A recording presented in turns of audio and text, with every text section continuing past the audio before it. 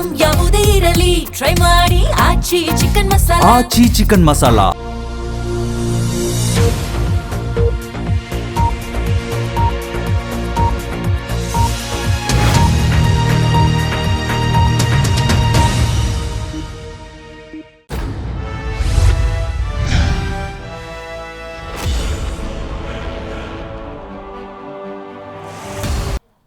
ನಮಸ್ಕಾರ, ಜಿ ಸಂವಾದಕ್ಕೆ ಸ್ವಾಗತ. ರಾಜ್ಯದ ಉಪಚುನಾವಣೆಯ ಕುರಿತಂತೆ ನಾವು ಮಾತಾಡ್ತಾ ಇದ್ದೀವಿ. ಬಾಗಲಕೋಟೆ ಹಾಗೂ ದಾವಣಗೆರೆ ದಕ್ಷಿಣ ಕ್ಷೇತ್ರದ ಉಪಚುನಾವಣೆಯಲ್ಲಿ ತಮ್ಮ ಅಭ್ಯರ್ಥಿಗಳನ್ನು ಶತಾಯಗತಾಯ ಗೆಲ್ಲಿಸಲೇಬೇಕು ಅಂಥೇಳಿ ತಮ್ಮ ಘಟಾನುಘಟಿ ನಾಯಕರು ತಮ್ಮದೇ ಆದಂತಹ ಪ್ರಯತ್ನವನ್ನು ಮಾಡ್ತಾ ಇದ್ದಾರೆ. ಇದು ಒಂದು ಭಾಗ. ಆದರೆ BJPಯಲ್ಲಿ ಒಂದು ಅಚ್ಚರಿಯ ಬೆಳವಣಿಗೆ ನಡೆದಿದೆ. ಹೌದು, ಶಾಸಕರಾಗಿರುವಂತಹ ಬಸನಗೌಡ ಪಾಟೀಲ್ ಯತ್ನಾಳ್ ಅವರು ಅಭ್ಯರ್ಥಿ ಪರವಾಗಿ, ವೀರಣ್ಣ ಚರಂತಿಮಠ ಪರವಾಗಿ ಚುನಾವಣಾ ಪ್ರಚಾರದಲ್ಲಿ ಅದ್ದೂರಿಯಾಗಿ ಭಾಗಿಯಾಗಿದ್ದಾರೆ. ಇದನ್ನು BS ಯಡಿಯೂರಪ್ಪನವರು ಕೂಡ ಸ್ವಾಗತಿಸಿದ್ದಾರೆ. ಅಂದರೆ ರಾಜಕೀಯ ಅಂದಾಗ ಯಾರೂ ಶತ್ರುಗಳೂ ಅಲ್ಲ, ಮಿತ್ರರೂ ಅಲ್ಲ ಅನ್ನುವಂಥ ಸ್ಪಷ್ಟ ಸಂದೇಶವನ್ನು ರವಾನೆ ಮಾಡ್ತಿದ್ದಾರಾ, ಅಥವಾ ಆಡಳಿತ ಪಕ್ಷ ಕಾಂಗ್ರೆಸ್ ತನ್ನದೇ ಆದಂಥ ಅಬ್ಬರದ ಪ್ರಚಾರವನ್ನು ಮಾಡ್ತಾ ಇದೆಯಲ್ಲ, ಅದಕ್ಕೆ BJPಯವರೆಲ್ಲ ಒಂದಾಗ್ಬಿಟ್ಟಿದ್ದಾರಾ? ಈ ರೀತಿಯ ಒಂದಷ್ಟು ಸಹಜ ಪ್ರಶ್ನೆಗಳು ಖಂಡಿತವಾಗ್ಲೂ ಉದ್ಭವಿಸುತ್ತೆ. ಹಾಗಾಗಿ ಆಗ್ತಿರುವಂಥ ರಾಜಕೀಯದ ಬೆಳವಣಿಗೆಗಳ ಕುರಿತಂತೆ ಡೀಟೇಲ್ ಆಗಿ ಮಾತಾಡ್ತಾ ಹೋಗೋಣ. ನಾನು ದಿವ್ಯಶ್ರೀ.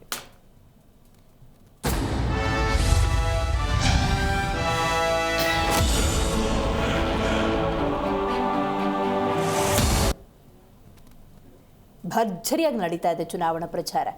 ಘಟಾನುಘಟಿ ನಾಯಕರೆಲ್ಲರೂ ಕೂಡ ಬೀಡಿಬಿಟ್ಟಿದ್ದಾರೆ. ಸ್ವತಃ ಕಾಂಗ್ರೆಸ್ ಅಭ್ಯರ್ಥಿಯನ್ನು ಗೆಲ್ಲಿಸೋದಕ್ಕೆ ಸಿದ್ದರಾಮಯ್ಯನವರು ಇರ್ಬೋದು, ಹಾಗೆಯೇ ರಾಜ್ಯಾಧ್ಯಕ್ಷರಾಗಿರುವಂತಹ DK ಶಿವಕುಮಾರ್ ಅವರು ಇರ್ಬೋದು, ಬೀಡುಬಿಟ್ಟು ನಿರಂತರವಾಗಿ ಚುನಾವಣಾ ಪ್ರಚಾರದಲ್ಲಿ ಭಾಗಿಯಾಗ್ತಿದ್ದಾರೆ. ಇದು ಒಂದು ಭಾಗ. ಸಹಜವಾಗಿ ಒಂದು ಅಲೆ ಇದ್ದೇ ಇರುತ್ತೆ, ಒಂದು ಮಾತಿದ್ದೇ ಇರುತ್ತೆ, ಒಂದು ಪ್ರತೀತಿಯ ರೀತಿಯಲ್ಲಿ ಆಡಳಿತವನ್ನು ಯಾವ ಪಕ್ಷ ನಡೆಸ್ತಾ ಇರುತ್ತೋ ಅವರೇ ಉಪಚುನಾವಣೆಯಲ್ಲಿ ಗೆದ್ದು ಬಿಡ್ತಾರೆ ಅಂತ ಹೇಳಿ ಅದನ್ನು ಬ್ರೇಕ್ ಮಾಡ್ತೀವಿ ಅಂತ BJPಯವರು ನಿಂತ್ಕೊಂಡ್ಬಿಟ್ಟಿದ್ದಾರೆ. ಪ್ರಮುಖ ರಾಷ್ಟ್ರೀಯ ಪಕ್ಷಗಳು ಬಹಳಷ್ಟು ಅಭ್ಯರ್ಥಿಗಳು ಕೂಡ ಇದ್ದಾರೆ, ಇತರ ಪಕ್ಷಗಳ ಅಭ್ಯರ್ಥಿಗಳು ಕೂಡ ಕಣದಲ್ಲಿದ್ದಾರೆ. ಆದರೆ ಜನಸಾಮಾನ್ಯರು ಹೈರಾಣಾಗಿ ಹೋಗಿದ್ದಾರೆ. ಯಾರನ್ನು ಗೆಲ್ಲಿಸಬೇಕು, ಯಾರನ್ನು ಬಿಡಬೇಕು, ಯಾರನ್ನು ಗೆಲ್ಲಿಸಿದ್ರು ಇದೇ ಹಣೆ ಬರಹ ಅನ್ನುವಂತಹ ಸನ್ನಿವೇಶದ ನಡುವೆ ಆ ಭಾಗದ ಮತದಾರರು ಯಾರಿಗೆ ಮತ ಹಾಕಿ ನಮ್ಮ ನಾಯಕ ಅಂತ ಗುರುತಿಸ್ತಾರೆ ಅನ್ನೋದು ಸದ್ಯದ ಕುತೂಹಲ. ಆದರೆ ಇವತ್ತು ಅಚ್ಚರಿಯ ಬೆಳವಣಿಗೆ ನೋಡಿ. ಬಸನಗೌಡ ಪಾಟೀಲ್ ಯತ್ನಾಳ್ ಅವರು ಚುನಾವಣಾ ಪ್ರಚಾರದಲ್ಲಿ ಭಾಗಿಯಾಗಿರೋದನ್ನು BS ಯಡಿಯೂರಪ್ಪನವರು ಸ್ವಾಗತಿಸಿದ್ದಾರೆ. ಆದರೆ ಯತ್ನಾಳ್ ಪ್ರಚಾರ ನಡೆಸ್ತಾ ಇರುವ ಹಿನ್ನೆಲೆಯಲ್ಲಿ ಇದೇನಾದರೂ ಬೇರೆ ರಾಜಕೀಯ ಲೆಕ್ಕಾಚಾರ ಇರಬಹುದಾ ಅನ್ನುವಂಥ ಪ್ರಶ್ನೆ. ಇದರ ನಡುವೆ ಯತ್ನಾಳ್ ಅವರು ಕೂಡ ಮಾತಾಡಿದ್ದಾರೆ. ಏನಂತ? ನಾನೆಂದೂ ಕೂಡ BJPಗೆ ದ್ರೋಹ ಮಾಡಿಲ್ಲ ಅಂತ. ಬಾಗಲಕೋಟೆ BJP ಅಭ್ಯರ್ಥಿಯ ಪರವಾಗಿ ಯತ್ನಾಳ್ ಅವರು ಚುನಾವಣಾ ಪ್ರಚಾರದಲ್ಲಿ ಭಾಗಿಯಾಗಿರೋದು. BJP ಗೆದ್ರೆ ಯತ್ನಾಳ್ಗೂ ಆ ಕ್ರೆಡಿಟ್ ಸಲ್ಲತ್ತೆ. ನಾನಾಗಲೇ ಉಲ್ಲೇಖ ಮಾಡ್ತಾ ಇದ್ದೆ, ಈ ರಾಜಕೀಯದಲ್ಲಿ ಯಾರೂ ಶತ್ರುಗಳೂ ಅಲ್ಲ, ಮಿತ್ರರೂ ಅಲ್ಲ. ಯಾಕಂದರೆ ಅಂಥ ಹಲವಾರು ಸನ್ನಿವೇಶವನ್ನು ನಾವು ನೋಡ್ಬಿಟ್ಟಿದ್ದೀವಿ. ಉದಾಹರಣೆಗೆ ಹೇಳ್ತಾ ಹೋಗೋದಾದರೆ BJPಯನ್ನು ಸೋಲಿಸೋದಕ್ಕೆ JDS ಕಾಂಗ್ರೆಸ್ ಒಂದಾಗಿದ್ದಿರ್ಬೋದು, ಕಾಂಗ್ರೆಸ್ಸನ್ನು ಸೋಲಿಸೋದಕ್ಕೆ ಅದರ ವಿರುದ್ಧ BJP ಮತ್ತು JDS ಒಂದಾಗಿದ್ದಿರಬಹುದು, ಈಗ ಕಾಂಗ್ರೆಸ್ಸನ್ನು ಮಣಿಸೋದಕ್ಕೆ BJP ಮತ್ತು JDS ಒಂದಾಗಿರೋದಿರ್ಬೋದು. ಇಂಥ ಹಲವಾರು ಸನ್ನಿವೇಶಗಳಿಗೆ ಕರ್ನಾಟಕದ ಈ ರಾಜಕೀಯ ವೇದಿಕೆ ಬಹಳ ದೊಡ್ಡ ಸಭಾಂಗಣವನ್ನೇ ಕಲ್ಪಿಸ್ಕೊಟ್ಬಿಟ್ಟಿದೆ. ಇದೆಲ್ಲದರ ನಡುವೆ ಇದೊಂದು ಲೆಕ್ಕಾಚಾರ. ಯಾಕಂತ ಹೇಳಿದ್ರೆ ಬಸನಗೌಡ ಪಾಟೀಲ್ ಯತ್ನಾಳ್ ಅಂದಾಗ ಕೊಂಚ ಭಿನ್ನವಾಗಿ ಕಾಣಿಸ್ತಾರೆ. ಪಕ್ಷದಲ್ಲಾಗ್ತಿರುವಂಥ ಚಟುವಟಿಕೆಗಳನ್ನು ನೇರವಾಗಿ ಹೇಳಿದವರು, ಪಕ್ಷದಿಂದಲೇ ಉಚ್ಚಾಟಿತಗೊಂಡವರು. ಆದರೆ ನಾನು BJPಗೆ ಎಂದೂ ಕೂಡ ದ್ರೋಹವನ್ನು ಬಗೆದಿಲ್ಲ ಅಂತ ಹೇಳ್ತಾರೆ ಚುನಾವಣಾ ಪ್ರಚಾರದಲ್ಲಿ ಭಾಗಿಯಾಗಿದ್ದಾರೆ. ಬಟ್ ಇದರಿಂದ ಏನೋ ಒಂದು ಲೆಕ್ಕಾಚಾರ ಇಲ್ಲದೆ ಏನೂ ಇಲ್ಲ. ಸೊ ಹಾಗಾಗಿ ಈ ಚುನಾವಣೆ ಈ ಒಂದು ವಿಚಾರಕ್ಕೂ ಕೂಡ ಗಮನವನ್ನು ಸೆಳೆದಿದೆ. ಇದಕ್ಕೆ ಸಂಬಂಧಪಟ್ಟಂತೆ ಹಲವರು ಮಾತಾಡಿದ್ದಾರೆ, ಬನ್ನಿ ಕೇಳೋಣ. ಯಾವ್ಯಾವ ಕಾರಣಗಳಿಂದ ಏನೋ ಉಚ್ಚಾಟನೆ ಆಗಿರ್ಬೋದು. ಆದರೆ ಪಕ್ಷ, ನರೇಂದ್ರ ಮೋದಿಯವರು, ನಮ್ಮ BJP ಕಾರ್ಯಕರ್ತರು ಮತ್ತು ಹಿಂದೂ ಸಮಾಜದ ರಕ್ಷಣೆ ಆಗಬೇಕು. ಮೋದಿಯವರ ನೇತೃತ್ವದಲ್ಲಿ BJP ಇಡೀ ಜಗತ್ತಿನಲ್ಲೇ ಒಂದು ಒಳ್ಳೆಯ ಕೆಲಸ ಮಾಡ್ತಾ ಇದೆ.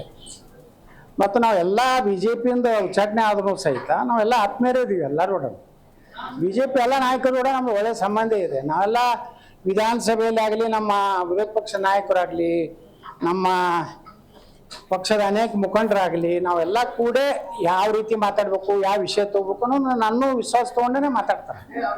ಅದು ಯಾವುದಾದ್ರು ಕಾರಣ ಆಗಿರ್ಬೋದು. ಅದ್ರ ಸಲುವಾಗಿ ನಾನು ಪಕ್ಷ ವಿರೋಧ ಮಾಡೋದು ಅಥವಾ ಏನೋ ಒಂದು ರೀತಿ ಬ್ಲ್ಯಾಕ್ ಮೇಲ್ ಮಾಡುವಂಥ ಸ್ವಭಾವ ನಮ್ದಲ್ಲ. ಚರಂತಿ ಮಠದ್ದು ಮತ್ತು ನಮ್ಮದು ವೈಯಕ್ತಿಕವಾಗಿ ಒಳ್ಳೆಯ ಸಂಬಂಧ ಇದೆ. ಅವರು ನಮ್ಮ ಕಷ್ಟ ಕಾಲದಲ್ಲಿ ನಮಗೇನೇ ತೊಂದರೆ ಆದಾಗ ಎಲ್ಲ ಆರ್ಥಿಕವಾಗಿ ಸಹಾಯ ಮಾಡ್ಯಾರೆ, ನೈತಿಕ ಬೆಂಬಲ ಕೊಟ್ಟಾರೆ. ಮತ್ತು ನಾವು ಒಂದು ಮನುಷ್ಯ ಅಂದಮೇಲೆ ಯಾರೇ ಒಂದು ನಮ್ಮ ಹಿರಿಯರು ಹೇಳ್ತಾರೆ, ಒಬ್ಬನೇ ಯಾವ್ರೆ ಕಾಲಾನ ಮುಳ್ಳ ತೆಗೆದು ಅಂದ್ರೆ ಅದೇ ದೊಡ್ಡ ಉಪಕಾರ ಅಂತ. ಹಂಗೆ ಅವ್ರು ಮಾಡಿದಾಗ ನಾವು ಮೋಸ ಮಾಡೋದು, ಅವ್ರಿಗೆ ಕೆಟ್ಟ ಮಾಡೋದು, ವಿರೋಧ ಮಾಡೋದು ಅದು ಮನುಷ್ಯನ ಗುಣಲಕ್ಷಣ ಅಲ್ಲ. ಅದಕ್ಕೆ ನಾನು ಯಾರೇ ಏನೇ ಕಾಂಗ್ರೆಸ್ನವ್ರು ಏನು ಬೇಕಾದ ಹೇಳಿ, ನೀವು ಖರೆ ಅಂದ್ರೆ ಕಾಂಗ್ರೆಸ್ ಮಾಡಬೇಕು, ನಿಮ್ಮ ಸ್ವಾಭಿಮಾನ ಇದ್ರೆ ಇವ್ರ ಸ್ವಾಭಿಮಾನ, ಇವ್ರದ್ದು ಮರ್ಯಾದೆ ಮಾನ ಎಲ್ಲ ನನಗೂ ಬರ್ತೈತಿ. ನಾವೆಲ್ಲರೂ ಕೂಡ ಬಂದಿರುವಂತದ್ದು ಶ್ರೀನಿವಾಸ್ ಅವರನ್ನ ಗೆಲ್ಲಿಸಿ, ಬಿಜೆಪಿಯನ್ನ ಗೆಲ್ಲಿಸಿ ಅನ್ನೋ ಉದ್ದೇಶ ಇಟ್ಕೊಂಡು ನಾವು ಬಂದಿದ್ದೀವಿ. ನನ್ನೇನು ಕೂಡ ಸಿದ್ದರಾಮಯ್ಯನವರು, ಮುಖ್ಯಮಂತ್ರಿ ಸಿದ್ದರಾಮಯ್ಯನವರು ಹೇಳಿದ್ದಾರೆ, ನಾನು ಅನ್ನರಾಮಯ್ಯ ಅಂತ ಹೇಳಿದ್ದಾರೆ. ಅನ್ನ ಅಂದ್ರೇನು? ಅಕ್ಕಿ ಕೊಡ್ತಾರಲ್ಲ, ರೇಷನ್ ಅಕ್ಕಿ 5 kg ಕೊಡ್ತಾರೆ. ಯಾರು ಕೊಡ್ತಾರೆ? ಮೋದಿ ಅವ್ರು ಕೊಡೋದು. ಸಿದ್ದರಾಮಯ್ಯ ಅರ್ಧದಲ್ಲಿ ಒಂದು ಕಾಳು ಅಕ್ಕಿನೂ ಸಿದ್ದರಾಮಯ್ಯನವ್ರದಿಲ್ಲ. ಅದರಲ್ಲಿ 5 kg ಅಕ್ಕಿ ಮೋದಿ ಅವ್ರು ಕೊಡೋದು. ಆ ಚೀಲ ಐತಲ್ಲ ಮೇಲೆ, 2 ರೂಪಾಯಿದು ಚೀಲ, ಆ 2 ರೂಪಾಯಿ ಚೀಲ ಮಾತ್ರ ಸಿದ್ದರಾಮಯ್ಯನವ್ರದು. ಈಗ ಅನ್ನರಾಮಯ್ಯ ಅಂತಾರೆ. ಅನ್ನರಾಮಯ್ಯ ಅಲ್ಲ, ಕನ್ನರಾಮಯ್ಯ. ಮೋದಿ ಕೊಟ್ಟಿರೋದ್ನ ಕನ್ನ ಹಾಕಿ ತಂದಿರುವಂತದ್ದು. ಎಸ್ಟಿಗಳದ್ದು ದುಡ್ಡು, ಹಣ SC ಕಾಲೋನಿಗಳಿಗೆ, SC ಅವರಿಗೆ ಲೋನ್ ಕೊಡಕ್ಕೆ, SC ಅವರಿಗೆ ವಿದ್ಯಾಭ್ಯಾಸಕ್ಕೆ ಹಣವನ್ನ ಇಟ್ಟಿದ್ರು. ಎಲ್ಲ ಸರ್ಕಾರ ಕೊಟ್ಟಿತ್ತು, ನಮ್ ಸರ್ಕಾರ ಬಿಜೆಪಿನೂ ಕೊಟ್ಟಿತ್ತು ಸರ್ಕಾರ. ಸಿದ್ದರಾಮಯ್ಯ ಬಂದ್ಮೇಲೆ 43,000 ಕೋಟಿ ಹಣವನ್ನ SC ST ಹಣವನ್ನ ತೆಗೆದ್ಬಿಟ್ಟು ದುರುಪಯೋಗ ಮಾಡ್ಕೊಂಬಿಟ್ಟಿದ್ದಾರೆ. ಲೂಟಿ ಹೊಡೆದಿದ್ದಾರೆ SC ಗಳ ಹಣವನ್ನ, ST ಗಳ ಹಣವನ್ನ. ಇಂಥ ಸಿದ್ದರಾಮಯ್ಯನವ್ರಿಗೆ ಓಟ್ ಹಾಕ್ಬೇಕಾ? ವಿಚಾರದೀಗ ನಮ್ಮ ನಿರೀಕ್ಷೆಗೂ ಮೀರಿ ಜನರು ಸ್ಪಂದಿಸ್ತಾ ಇದ್ದಾರೆ. ನಮ್ಮ ನಿರೀಕ್ಷೆಗೂ ಮೀರಿ ಜನ ಸ್ಪಂದಿಸ್ತಾ ಇದ್ದಾರೆ. ಬಿಜೆಪಿಯವರು 4 ವರ್ಷ ಅಧಿಕಾರ ಮಾಡಿ ಏನು ಮಾಡಲಿಲ್ಲ ಅಂತಕ್ಕಂಥದ್ದು ಜನಗಳಿಗೆ ಗೊತ್ತಾಗಿದೆ. ಅವರು ಏನು ಅಭಿವೃದ್ಧಿ ಕೆಲಸಗಳನ್ನು ಮಾಡದೆ ಬರೀ ಲೂಟಿ ಹೊಡೆದ್ರು ರಾಜ್ಯನ ಅಂತಕ್ಕಂಥದ್ದು ಮತದಾರರ ಮನಸ್ಸಿಗೆ ಬಂದಿದೆ. ನಾವು ಮಾಡಿರ್ತಕ್ಕಂಥ 5 ಗ್ಯಾರಂಟಿ ಯೋಜನೆಗಳು ಅವು ಜಾರಿಯಾಗಿದ್ದಾವೆ. 3 ವರ್ಷದಿಂದ ಜಾರಿಯಾಗ್ತಾ ಇದ್ದಾವೆ. ಮತ್ತೆ ನಂಬಿಕೆ ಬಂದಿದೆ ಬಿಜೆಪಿಯವರು ಏನೇ ಸುಳ್ಳು ಹೇಳಿದ್ರು ಕೂಡ. ಯಾಕೆಂತಂದ್ರೆ ಇವು ಜಾರಿ ಆಗದೇ ಇಲ್ಲ ಅಂತ ಹೇಳಿದ್ರು ಒಂದ್ಸಾರಿ, ರಾಜ್ಯ ಆರ್ಥಿಕವಾಗಿ ದಿವಾಳಿ ಆಗ್ತದೆ ಅಂತ ಹೇಳಿದ್ರು, ಖಜಾನೆ ಖಾಲಿ ಆಗ್ಬಿಡ್ತದೆ ಅಂತ ಹೇಳಿದ್ರು, ಅಭಿವೃದ್ಧಿ ಕೆಲಸಗಳು ನಡೀತಾ ಇಲ್ಲ ಅಂತ ಹೇಳಿದ್ರು. ಆಮೇಲೆ ಕಳೆದ ಲೋಕಸಭಾ ಚುನಾವಣೆ ಆದ್ಮೇಲೆ ನಿಲ್ಲಿಸ್ಬಿಡ್ತಾರೆ ಅಂತ ಹೇಳಿದ್ರು. ಈಗ ಮುಂದುವರಿಸ್ತಾ ಇದ್ದೇವೆ. ಪ್ರತಿ ವರ್ಷನೂ ಕೂಡ ಸುಮಾರು 52,000 ಕೋಟಿ ರೂಪಾಯಿಗಳನ್ನು ಖರ್ಚು ಮಾಡ್ತಾ ಇದ್ದೀವಿ. ಪ್ರತಿ ವರ್ಷನೂ ಕೂಡ 52,000 ಕೋಟಿ. ಮಾರ್ಚ್ 24ರವರೆಗೆ 1,31,000 ಕೋಟಿ ಖರ್ಚು ಮಾಡಿದ್ದೀವಿ. ಮಾರ್ಚ್ 31ರವರೆಗೆ. ಈ ಬಗ್ಗೆ ಮಾತಾಡಲಿಕ್ಕೆ ಮೊದಲನೇದಾಗಿ ನಮ್ಮ ಕಾರ್ಯಕ್ರಮದಲ್ಲಿ JDS ವಕ್ತಾರರಾಗಿರುವಂತಹ ನಾಗೇಂದ್ರ ಬಾಬು ಪ್ರಸಾದ್ ಅವರಿದ್ದಾರೆ, ನಮಸ್ಕಾರ. ಇನ್ನು ಕಾಂಗ್ರೆಸ್ ವಕ್ತಾರರಾಗಿರುವಂತಹ ಬಾಲಕೃಷ್ಣ ಯಾದವ್ ಅವರಿದ್ದಾರೆ, ನಮಸ್ಕಾರ. AIP ವಕ್ತಾರರಾಗಿರುವಂತಹ ಶಶಿಧರ್ ಆರಾಧ್ಯ ಅವರಿದ್ದಾರೆ, ನಮಸ್ಕಾರ. ಇನ್ನು BJP ವಕ್ತಾರರಾಗಿರುವಂತಹ ಸಿದ್ದನಗೌಡ ಝೂಮ್ನಿಂದ ಕನೆಕ್ಟ್ ಆಗಿದ್ದಾರೆ, ನಮಸ್ಕಾರ. ಸಿದ್ದನಗೌಡ್ರೆ, ನಿಮ್ಮಿಂದಲೇ ಇವತ್ತು ಮಾತಾಡಬೇಕು. ಇವತ್ತಿನ ಕಾರ್ಯಕ್ರಮವನ್ನು ನಿಮ್ಮಿಂದನೇ ಆರಂಭಿಸಬೇಕಾಗತ್ತೆ. ಯಾಕಂದರೆ ಬಲ ಬಂದಂಗೆ ಕಾಣ್ತಾ ಇದೆ BJPಗೆ. ಏನೋ ಸಲಗದ ಬಲ ಅಂತ ಹೇಳ್ಬೋದು ಅಂತ ಅನ್ಸುತ್ತೆ. ಯಾಕಂದರೆ ಹಿಂದೆ ಬಸನಗೌಡ ಪಾಟೀಲ್ ಯತ್ನಾಳ್ ಅವರೇ ಈ ಮಾತನ್ನು ಹೇಳಿದರು, ಒಂಟಿ ಸಲಗ ಅಂತ ಹೇಳಿ. ಸೊ ಹಾಗಾಗಿ ಯತ್ನಾಳ್ ಅವರು ಚುನಾವಣಾ ಪ್ರಚಾರದಲ್ಲಿ ಭಾಗಿಯಾಗಿರೋದು ಬಲ ಬಂದಿದೆಯಾ, ಅಥವಾ ಕಾಂಗ್ರೆಸ್ಸನ್ನು ಮಣಿಸೋದಕ್ಕೆ JDS BJPಯ ನಾಯಕರು ಯತ್ನಾಳ್ ಅವರು ಎಲ್ಲ ಒಟ್ಟಿಗೆ ಶ್ರಮ ಹಾಕ್ತಿದ್ದೀರಾ? ಹೆಂಗೆ ಅರ್ಥೈಸ್ಕೋಬೇಕು ಈ ಬೆಳವಣಿಗೆಯನ್ನು? ಇಲ್ಲ ಮೇಡಮ್, ಇವತ್ತಿನ ಬೆಳವಣಿಗೆಯನ್ನ ಇದೇನು ಇವತ್ತನೇ ಪ್ರಾರಂಭ ಆಗಿರ್ತಕ್ಕಂಥದ್ದಲ್ಲ. ಈ ಮುಂಚೆನೆ ಕೂಡ ಯಾವಾಗ ಉಪಚುನಾವಣೆಗಳು ಘೋಷಣೆ ಆಗಿದ್ವು ಅವತ್ತನೇ ಕೂಡ ಬಸನಗೌಡ ಪಾಟೀಲ್ ಯತ್ನಾಳ್ ಅವರು ಘೋಷಣೆಯನ್ನ ಮಾಡಿರ್ತಕ್ಕಂಥದ್ದು. ನಾನು ಉಪಚುನಾವಣೆ ಒಳಗಡೆ ಈರಣ್ಣ ಚರಂತಿಮಠ ಅವರ ಪರವಾಗಿ ನಾನು ಆಲ್ರೆಡಿ ಅದರ ಪ್ರಚಾರದ ಒಳಗಡೆ ಕೈಗೊಳ್ತೀನಿ ಅಂತಕ್ಕಂಥ ಮಾತನ್ನ ಮತ್ತೆ ನಮ್ಮ ವರಿಷ್ಠ ನಾಯಕರಾಗಿರ್ತಕ್ಕಂಥ ಸನ್ಮಾನ್ಯ ಶ್ರೀ BS ಯಡಿಯೂರಪ್ಪನವರು ಸಹಿತ ಯಾರೇ ಪ್ರಚಾರ ಕೈಗೊಂಡ್ರು ಸಹಿತ ಅದನ್ನು ಸ್ವಾಗತ ಮಾಡ್ತೇನೆ ಅಂತ ಹಿಂದೂ ಕೂಡ ಹೇಳಿದ್ರು. ಇವತ್ತೂ ಕೂಡ ಅವ್ರು ಮಾಡಿರ್ತಕ್ಕಂಥ ಪ್ರಚಾರ ಸಭೆಯನ್ನ ಸ್ವಾಗತ ಮಾಡಿರ್ತಕ್ಕಂಥದ್ದು. ಬಿಜೆಪಿ ಯಾವಾಗಲೂ ಕೂಡ ಬಲವಾಗಿ ಇರ್ತಕ್ಕಂಥ ಪಕ್ಷ. ಯಾರು ವ್ಯಕ್ತಿಗಳು ಬರ್ತಾರೆ ಹೋಗ್ತಾ ಇರ್ತಾರೆ, ಅದು ಕಂಟಿನ್ಯೂಸ್ ಆಗಿರ್ತಕ್ಕಂಥದ್ದು. ಯಾವಾಗ ಇಂಥ ಪ್ರೊಸೆಸ್ಗಳು ಬಹಳಷ್ಟು ಸಲ ನಡೀತಾ ಇರ್ತವೆ. ಹಾಗಂತೇಳಿ ನಾವು ನಮ್ಮ ಮೋಟೋ ಇರೋದು ಏನಂತಂದ್ರೆ ವ್ಯಕ್ತಿಗಿಂತ ಪಕ್ಷ ದೊಡ್ಡದು, ಪಕ್ಷಕ್ಕಿಂತ ದೇಶ ದೊಡ್ಡದು ಅಂತಕ್ಕಂಥ ಒಂದು ನಂಬಿಕೆ ಒಳಗಡೆ ನಾವು ಇರ್ತಕ್ಕಂಥವ್ರು. ಹಾಗಂತೇಳಿ ಎಲ್ಲರನ್ನು ಕಳ್ಕೊಂಡು ಪಕ್ಷವನ್ನು ಬೆಳೆಸೋದು ಕೂಡ ಅರ್ಥಹೀನತೆ. ಹೀಗಾಗಿ ಅದೇನೋ ಒಂದು ಕೆಟ್ಟಗಳಿಗೆ ಆ ಒಂದು ಸಂದರ್ಭದೊಳಗಡೆ ಅವ್ರು ಮಾಡಿರ್ತಕ್ಕಂಥ ಘಟನೆಯಿಂದ ಅವರ ಉಚ್ಚಾಟನೆ ಅಂತಕ್ಕಂಥದ್ದು ಆಗಿರ್ತಕ್ಕಂಥದ್ದು. ಆದ್ರೆ ಇವತ್ತು ತಾವು ಎಲ್ಲಿ ಯಾವುದೇ ಕಂಡೀಷನ್ಗಳಿಲ್ಲಾರ್ದೆ ಯಾರಿಗೂ ಕೂಡ ಒಂದು ವಾತಾವರಣವನ್ನ ಕ್ರಿಯೇಟ್ ಮಾಡಿ ಇವತ್ತು ಭಾರತೀಯ ಜನತಾ ಪಾರ್ಟಿಯನ್ನ ಗೆಲ್ಲಿಸಲೇಬೇಕಂತಕ್ಕಂಥ ಒಂದು ಛಲವನ್ನು ಕೂಡ ಬಸನಗೌಡ ಪಾಟೀಲ್ ಯತ್ನಾಳ್ ಹೊಂದಿರತಕ್ಕಂಥದ್ದು ಕೂಡ ಎಲ್ಲರೂ ಕೂಡ ಇವತ್ತು ಸ್ವಾಗತ ಮಾಡಿರ್ತಕ್ಕಂಥದ್ದು. ಆ ರೀತಿ ಒಳಗಡೆ ತಮ್ಮ ಏನು ಹಳೆಯ ಒಂದು ಸಂಬಂಧ ಇತ್ತು, ಹಳೆಯ ರೀತಿಯಾಗಿರ್ತಕ್ಕಂಥ ತಮ್ಮ ಒಂದು ಸ್ನೇಹ, ಎಲ್ಲಕ್ಕಿಂತ ಮಿಗಿಲಾಗಿರ್ತಕ್ಕಂಥದ್ದು ಸ್ನೇಹ. ಹೀಗಾಗಿ ಬಸನಗೌಡ ಪಾಟೀಲ್ ಯತ್ನಾಳ್ ಅವರು ಡಾಕ್ಟರ್ ವೀರಣ್ಣ ಚರಂತಿಮಠ ಅವರು ಬಹಳಷ್ಟು ಸ್ನೇಹಿತರು. ಹೀಗಾಗಿ ತಮ್ಮ ಎಲ್ಲ ವೈಯಕ್ತಿಕವಾಗಿರ್ತಕ್ಕಂಥ ವಿಚಾರಗಳನ್ನೆಲ್ಲ ಬಿಟ್ಟು ಆ ಪಕ್ಷಕ್ಕಾಗಿ ದುಡಿಬೇಕಂತಕ್ಕಂಥ ಒಂದು ಮಹತ್ವಾಕಾಂಕ್ಷೆಯಿಂದ ಇವತ್ತು ಅವರು ಪ್ರಚಾರವನ್ನ ಕೈಗೊಂಡು. ಹಾಗಾದ್ರೆ ಆದಷ್ಟು ಬೇಗ ಉಚ್ಚಾಟನೆಯಾಗಿರುವಂತಹ ಬಸನಗೌಡ ಪಾಟೀಲ್ ಯತ್ನಾಳ್ ಅವರು ಬಿಜೆಪಿ ಬಳಗವನ್ನ ಸೇರ್ಕೋತಾರೆ ಅಂತ ಅರ್ಥೈಸ್ಕೋಬಹುದಾ ಈ ಬೆಳವಣಿಗೆಯನ್ನ? ಇಲ್ಲ, ಈ ಬಗ್ಗೆ ವರಿಷ್ಠರು ರಾಷ್ಟ್ರೀಯ ವರಿಷ್ಠರು ನಿರ್ಧಾರ ಮಾಡಬೇಕಾಗಿರ್ತಕ್ಕಂಥದ್ದು. ಅದು ಯಾವುದೇ ರಾಜ್ಯ ವರಿಷ್ಠರಾಗಿರ್ಬೋದು ಮತ್ತೆ ಯಾವುದೇ ಸಾಮಾನ್ಯವಾಗಿ ಕಾರ್ಯಕರ್ತರಾಗ್ಲಿ ಪದಾಧಿಕಾರಿಗಳಾಗ್ಲಿ ತೆಗೆದುಕೊಳ್ತಕ್ಕಂಥ ನಿರ್ಧಾರ ಅಲ್ಲ. ಹೀಗಾಗಿ ನಮ್ಮ ಪಕ್ಷದ ಹಿರಿಯ ವರಿಷ್ಠರು ಅದರ ಬಗ್ಗೆ ನಿರ್ಣಯವನ್ನ ಕೇಳ್ಕೊಳ್ತಕ್ಕಂಥದ್ದು. ಅವರೆಲ್ಲರೂ ಕೂಡ ಇವತ್ತು ಸ್ವಾಗತ ಮಾಡಿರೋದ್ರಿಂದ ಅವ್ರಿಗೆ ಯಾವುದೇ ಅಡೆತಡೆ ಇಲ್ಲಾರ್ದೆ ಅವರು ಪಕ್ಷದ ಪ್ರಚಾರವನ್ನ ಮಾಡ್ಬೋದು ಅಂತಕ್ಕಂಥ ಒಂದು ವ್ಯವಸ್ಥೆ ಇವತ್ತು ಸಿಕ್ಕಿದೆ ಅಂತ ಹೇಳಿ ಹೇಳ್ಬೋದ್ರಿ ಮೇಡಮ್. ಯತ್ನಾಳ್ ಅವರ ನಡೆಯನ್ನ BS ಯಡಿಯೂರಪ್ಪನವರು ಕೂಡ ಸ್ವಾಗತಿಸಿದ್ದಾರೆ. ಇದ್ರ ಬಗ್ಗೆ ಏನ್ ಹೇಳ್ತೀರಿ? ಅಲ್ಲ, BS ಯಡಿಯೂರಪ್ಪನವರು ಬಹಳ ಬೇಸಿಕ್ ನಿಂದ ಬಂದಿರತಕ್ಕಂಥವ್ರು ಮತ್ತು ಪಕ್ಷವನ್ನ ಯಾವಾಗಲೂ ಕೂಡ ಸಂಘಟನೆಗೆ ಪ್ರತಿಯೊಬ್ಬರಿಗೂ ಕೂಡ ಪ್ರೋತ್ಸಾಹವನ್ನ ಕೊಡ್ತಕ್ಕಂಥದ್ದು. ಇಂತಹ ಒಂದು ಇಳಿ ವಯಸ್ಸಿನಲ್ಲಿಯೂ ಕೂಡ ಇವತ್ತು ದಾವಣಗೆರೆ ಇರ್ಬೋದು, ಬಾಗಲಕೋಟೆ ಇರ್ಬೋದು, ತಾವು ಪ್ರಚಾರವನ್ನ ಮಾಡ್ತಕ್ಕಂಥ ವ್ಯವಸ್ಥೆ ಒಳಗಡೆ ಇದ್ದು ಕೂಡ ಉತ್ಸಾಹಕರಾಗಿದ್ದಾರೆ. ಯಾಕಂದ್ರೆ ನಾಳೆ ನಾಡಿದ್ದು ಅವರು ಕೂಡ ಬಾಗಲಕೋಟೆಯ ಚುನಾವಣೆ ಒಳಗಡೆ ಪ್ರಚಾರಕ್ಕಾಗಿ ಬರ್ಲಿಕ್ಕೆ ಇವತ್ತು ಸನ್ನದ್ಧರಾಗಿ ನಿಂತಿರ್ತಕ್ಕಂಥದ್ದು. ಅವ್ರ ಉದ್ದೇಶ ಒಂದೇ, ಭಾರತೀಯ ಜನತಾ ಪಾರ್ಟಿ ಗೆಲ್ಲಬೇಕು ಅಂತಕ್ಕಂಥದ್ದು ಒಂದು ಉದ್ದೇಶ. ಹೀಗಾಗಿ ಗೆಲುವನ್ನ ಸಂಭ್ರಮಿಸ್ಬೇಕಂತಂದ್ರೆ ಅದು ಎಲ್ಲರ ಪರಿಶ್ರಮವೂ ಕೂಡ ಅದ್ರ ಒಳಗಡೆ ಇರುತ್ತೆ. ಹೀಗಾಗಿ ಆ ಪರಿಶ್ರಮವನ್ನ ಗೆಲ್ಲಲಿಕ್ಕೆ ಮತ್ತು ಆ ಪರಿಶ್ರಮವನ್ನ ಅನುಭವಿಸ್ಲಿಕ್ಕೆ ಇವತ್ತು ಯಡಿಯೂರಪ್ಪನವರು ಏನ್ ಹೇಳಿದ್ದಾರೋ ಆ ಯಡಿಯೂರಪ್ಪನವರು ಅದಕ್ಕಾಗಿ ಅದನ್ನು ಸ್ವಾಗತ ಮಾಡಿದ್ರು. ನಾವು ಮಾಡ್ತಕ್ಕಂಥ ಕೆಲಸ ಮತ್ತೊಬ್ರು ಮಾಡಿದ್ರು ಕೂಡ ಅದನ್ನು ಸ್ವಾಗತ ಮಾಡ್ಬೇಕಾಗಿರ್ತಕ್ಕಂಥ. ಯಾವಾಗ ತಪ್ಪು ದಾರಿ ಅಂತ ತಿಳ್ತಿರ್ತಾರೋ ಅವಾಗ ಟೀಕೆಯನ್ನು ಮಾಡ್ಲಿಕ್ಕೆ ಸ್ವತಂತ್ರ ಇದ್ದಾರೆ. ಅದರ ಜೊತೆಯಾಗಿ ಇವತ್ತು ಏನು ಒಳ್ಳೆಯ ಕೆಲಸವನ್ನು ಮಾಡ್ತಾ ಇದ್ದಾರೋ ಅದನ್ನು ಸ್ವಾಗತ ಮಾಡ್ಲಿಕ್ಕೂ ಕೂಡ ಯಡಿಯೂರಪ್ಪನವರು ಒಂದು ಹೃದಯ ಮನಸ್ಸಿನ ಇವತ್ತನ್ನು ಸ್ವಾಗತ ಮಾಡಿರ್ತಕ್ಕಂಥದ್ದು ಕೂಡ ಕಾರ್ಯಕರ್ತರಿಗೆ ಮತ್ತಷ್ಟು ಪುಷ್ಟಿ ಬಂದಿದೆ ಅಂತ ಹೇಳ್ಬೇಕಾಗುತ್ತೆ. ಗೆಲುವು ನಮ್ಮ ಸಮೀಪ ಇತ್ತು, ಮತ್ತಷ್ಟು ಸಮೀಪ ಆಯ್ತು ಅಂತ ಕೂಡ ನಾವು ಹೇಳಲಿಕ್ಕೆ ಉತ್ಸಾಹ ಇದೀವಿ. ಡೀಟೇಲ್ ಆಗಿ ನಿಮ್ ಜೊತೆ ಮಾತಾಡ್ತೀನಿ ಸಿದ್ದನಗೌಡರವರೇ. ಹಾಗೆ ಸಂಪರ್ಕದಲ್ಲಿ ಬಾಬು ಸರ್ ನೀವು ಹೇಳಬೇಕು, ಯತ್ನಾಳ್ ಅವರು ಚುನಾವಣಾ ಪ್ರಚಾರದಲ್ಲಿ ಭಾಗಿಯಾಗ್ತಿದ್ದಾರೆ. ಈಗ ಸಿದ್ದನಗೌಡರು ಹೇಳಿದ ಹಾಗೆ ಸ್ನೇಹ ಬೇರೆ, ಪಕ್ಷದ ನಿರ್ಧಾರಗಳು ಬೇರೆ ಅಂತ ಹೇಳಿ. ಬಟ್ ಕಾಂಗ್ರೆಸ್ ಮಣಿಸೋದಕ್ಕೆ ಎಲ್ಲ ಒಂದಾದಂಗೆ ಕಾಣ್ತಾ ಇದೆ. ನೀವು ಜೊತೆಗೆ ನಿಂತ್ಕೊಂಡ್ಬಿಟ್ಟಿದ್ದೀರಿ, ಯತ್ನಾಳ್ ಅವರು ಇದ್ದಾರೆ, BJPಯ ಎಲ್ಲ ನಾಯಕರು ಒಂದಾಗಿದ್ದಾರೆ. ಯಾವುದರ ವಿರುದ್ಧ ನಿಮ್ಮ ಹೋರಾಟ? ಸರಿ, ಎಲ್ಲದಕ್ಕಿಂತ ಮುಖ್ಯವಾಗಿ ಈ ಒಂದು ಉಪಚುನಾವಣೆಯಲ್ಲಿ ನಮಗಿಂತ ಹೆಚ್ಚು ಸಾರ್ವಜನಿಕರೇ ಒಂದಾಗಿದ್ದಾರೆ ಅಂತಕ್ಕಂಥದ್ದು ಸ್ಪಷ್ಟ. ಯಾರ ಜೊತೆ? ವಿರೋಧ ಪಕ್ಷಗಳ ಜೊತೆ. ಕಾರಣ ಇಷ್ಟೇನೆ, ಕಾಂಗ್ರೆಸ್ನ 2.5 ವರ್ಷಗಳ ಆಡಳಿತ ಯಾವ ವೈಖರಿ ಯಾವ ರೀತಿ ಇದೆ ಅಂತಕ್ಕಂಥದ್ದನ್ನು ಈಗ ತಾನೇ ಸನ್ಮಾನ್ಯ ಮುಖ್ಯಮಂತ್ರಿಗಳು ಕೆಲವು ವಿಚಾರಗಳನ್ನು ಹೇಳಿದ್ದನ್ನು ನಾನು ಗಮನಿಸಿದೆ.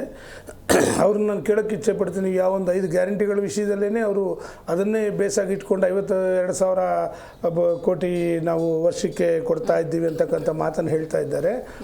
ಅವ್ರದ್ದೇ ಪಕ್ಷದವರು ಮಾನ್ಯ ಕಾಂಗ್ರೆಸ್ ವಕ್ತಾರರು ಕೂಡ ಒಪ್ಕೋತಾರೆ. ಅವ್ರದ್ದೇ ಪಕ್ಷದವರೇ ಹೇಳ್ತಿದ್ದಾರೆ ಗ್ಯಾರಂಟಿಗಳಿಂದ ನಮಗೇನು ತೊಂದರೆ ಆಗ್ತಾ ಇದೆ, ಗ್ಯಾರಂಟಿಗಳಿಂದ ಶಾಶ್ವತ ಯೋಜನೆಗಳು ಎಷ್ಟು ಕುಂಟ್ತಾ ಇದೆ, ಗ್ಯಾರಂಟಿಗಳಿಂದ ಇವತ್ತು ರಾಜ್ಯದಲ್ಲಿ ಎಷ್ಟು ಬೇಸಿಕ್ ನೀಡ್ಸ್ ನಾವು ಕ್ಷೇತ್ರಗಳಿಗೆ ಹೋದರೆ ನಮ್ಮನ್ನು ಓಡಿಸ್ಕೊಂಬರ್ತಾರೆ. ಅವ್ರು ಕಾನೂನು ಸಲಹೆಗಾರರು ಹೇಳಿದ್ರು,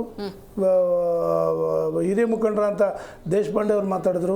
ಈ ರೀತಿ ಅನೇಕ ಜನ ಮುಖಂಡರುಗಳು ಸ್ವಪಕ್ಷದಲ್ಲಿರ್ತಕ್ಕಂಥವ್ರೆ ಈ ಒಂದು ಪಂಚ ಯೋಜನೆಗಳ ಬಗ್ಗೆ ಮಾತಾಡಿರ್ತಕ್ಕಂಥ ಇದನ್ನು ತೊಂದರೆ ಆಗ್ತಾ ಇದೆ ಅಂತಕ್ಕಂಥ ಅವರೇ ಹೇಳಿರ್ತಕ್ಕಂಥ ನಾವಲ್ಲ. ಮತ್ತೊಂದು ಈ ಯೋಜನೆಗಳನ್ನು ಅನುಷ್ಠಾನ ಮಾಡೋ ವಿಚಾರದಲ್ಲಿ ಅನೇಕ ಸಂದರ್ಭಗಳಲ್ಲಿ ತಮ್ಮ ಒಂದು ಮಾಧ್ಯಮದ ಮುಖಾಂತರ ನಾವು ಕೂಡ ಡಿಬೇಟ್ ಮಾಡಿದ್ದೀವಿ. ಸರಿಯಾಗಿ ತಲುಪ್ತಾ ಇದೆಯಾ ಇಲ್ವಾ ಅಂತಕ್ಕಂಥದ್ದು.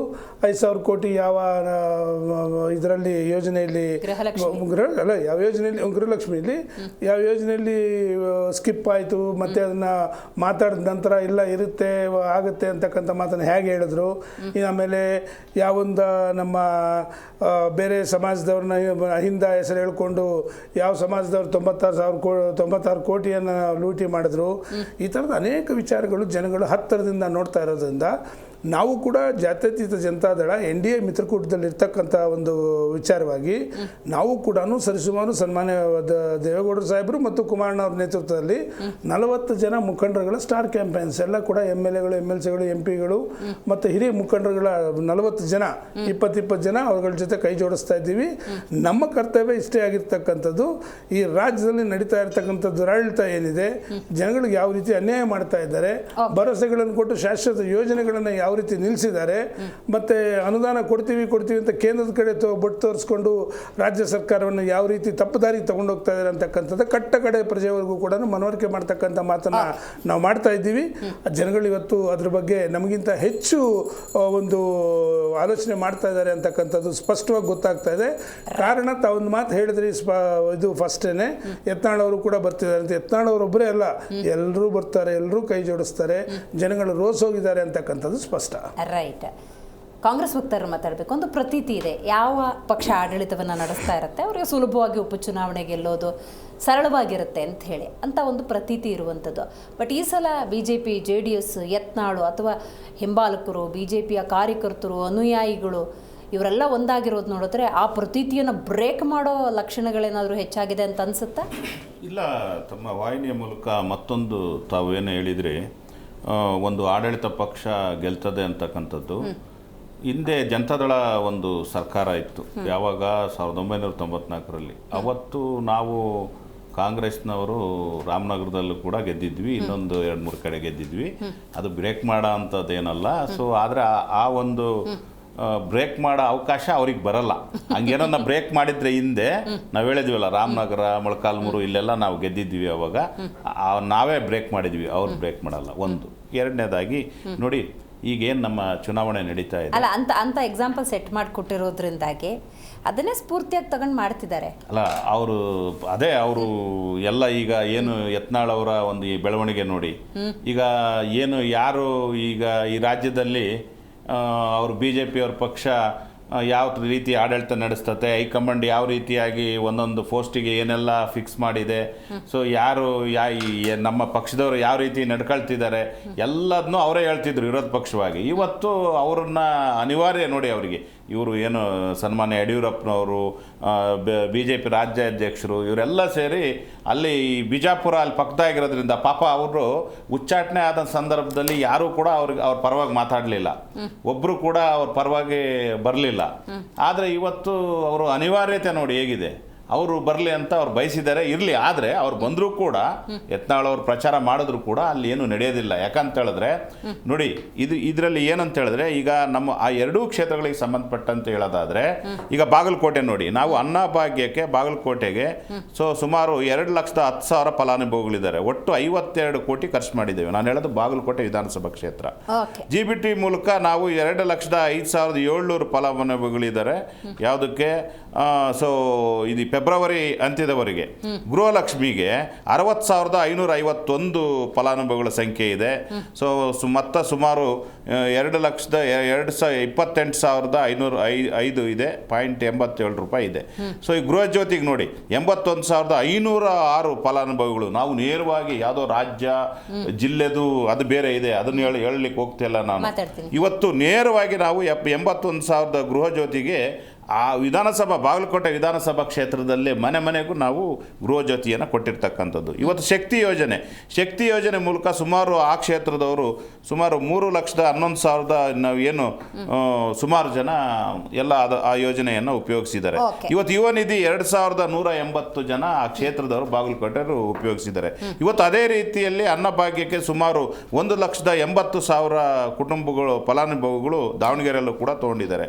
ಸೊ ಗೃಹಲಕ್ಷ್ಮಿನಲ್ಲೂ ಕೂಡ ಸುಮಾರು 55,000 ಫಲಾನುಭವಿಗಳು ದಾವಣಗೆರೆಯಲ್ಲಿ ಉಪಯೋಗಿಸ್ಕೊಂಡಿದ್ದಾರೆ. ಸೊ ಗೃಹ ಜ್ಯೋತಿನಲ್ಲಿ ಕೂಡ 78,000 ಫಲಾನುಭವಿಗಳು ದಾವಣಗೆರೆ ದಕ್ಷಿಣದಲ್ಲಿ ಉಪಯೋಗಿಸಿದ್ದಾರೆ. ಇವತ್ತು ಶಕ್ತಿ ಯೋಜನೆಯಲ್ಲೂ ಕೂಡ ಅದೇ ರೀತಿಯಲ್ಲಿ ಉಪಯೋಗಿಸ್ಕೊಂಡಿದ್ದಾರೆ. ಇವತ್ತು 3,000 ಯುವ ನಿಧಿಯನ್ನು ನಾನು ಹೇಳ್ತಾ ಇರೋದು ಇದು ನವೆಂಬರ್ 2025 ಇದು ಹೇಳ್ತಾ ಇದ್ದೀನಿ. ಸೊ ಉಪಯೋಗಿಸ್ಕೊಂಡಿದ್ದಾರೆ ಎಲ್ಲಿ ದಾವಣಗೆರೆ ದಕ್ಷಿಣದಲ್ಲಿ.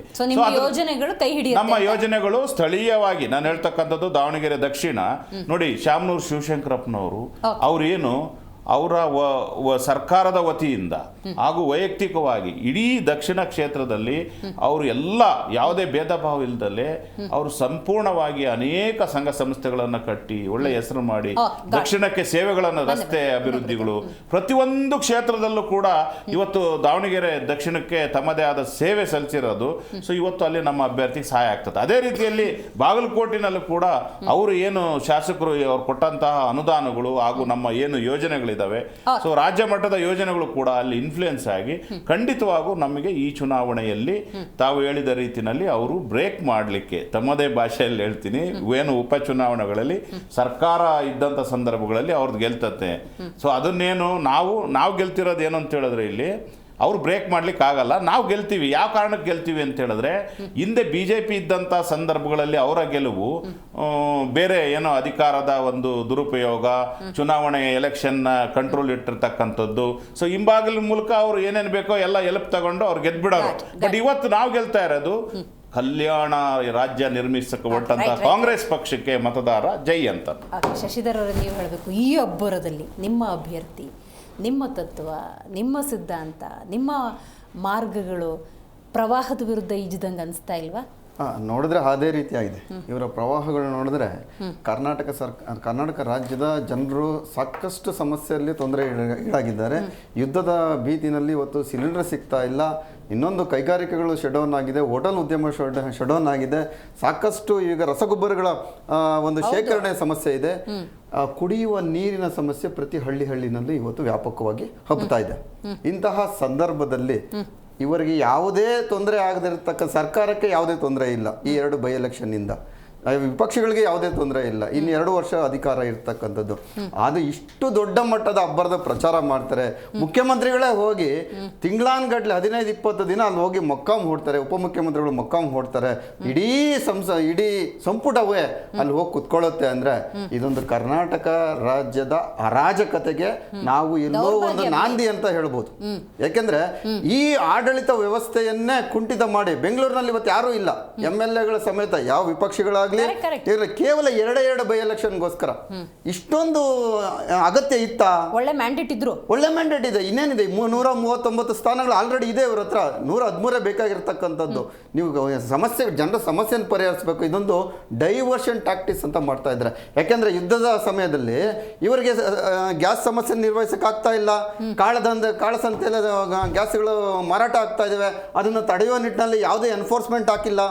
ಎಲ್ಲೂ ಸಹ ಒಂದೇ ಒಂದು ಕೇಸ್ ಹಾಕಿಲ್ಲ. ನಿನ್ನೆ ಒಂದು ದಾಸರಳ್ಳಿಯಲ್ಲಿ ಹಿಡಿದಾಗ KH ಮುನಿಯಪ್ಪನವರೇ ಫೋನ್ ಮಾಡಿ ಹೇಳ್ತಾರಂತೆ, ಬಿಟ್ಬಿಡಿ ಅವ್ರನ್ನ ಅಂತ ಅಧಿಕಾರಿಗಳಿಗೆ. ವಿಡಿಯೋ ಬಂದಿದೆ. KH ಮುನಿಯಪ್ಪನವರೇ ಹೇಳಿದಾರಂತೆ, ಅಧಿಕಾರಿ ಮೇಡಮ್ ಹೇಳ್ತಾ ಇದ್ದಾಳೆ, ಫೋನ್ ಮಾಡಿದ್ರೆ ಸರ್ ಅವ್ರ ಮೇಲೆ ಏನು ಮಾಡೋಕ್ಕಾಗ್ತಾ ಇಲ್ಲ ನಾವು ಅಂತ ವಿಡಿಯೋ ಇದೆ. ಇಂತಹ ಸಮಯದಲ್ಲಿ ಸಂದಿಗ್ಧ ಸಮಯದಲ್ಲಿ ನೀವು ಮಾಡಬೇಕಾದಂಥ ಕೆಲಸಗಳನ್ನು ಬಿಟ್ಟು ಅಬ್ಬರದ ಪ್ರಚಾರ ಮಾಡಿ ಕರ್ನಾಟಕದ ಲೂಟಿ ಮಾಡಿರ್ತಕ್ಕಂಥ ಹಣಗಳನ್ನು ನೀವು ತಗೊಂಡೋಗಿ ಅಲ್ಲಿ ಹಂಚೋದಕ್ಕೆ ವ್ಯವಸ್ಥೆ ಮಾಡ್ತಾ ಇದ್ದೀರಲ್ಲ, ಇದು ನಿಮ್ಗೆ ಒಳ್ಳೇದಾಗುತ್ತಾ? ನಿಮ್ಮ ಆಕ್ರೋಶಕ್ಕೆ ಇನ್ನೊಂದೆರಡು ಆ್ಯಡ್ ಮಾಡ್ತೀನಿ.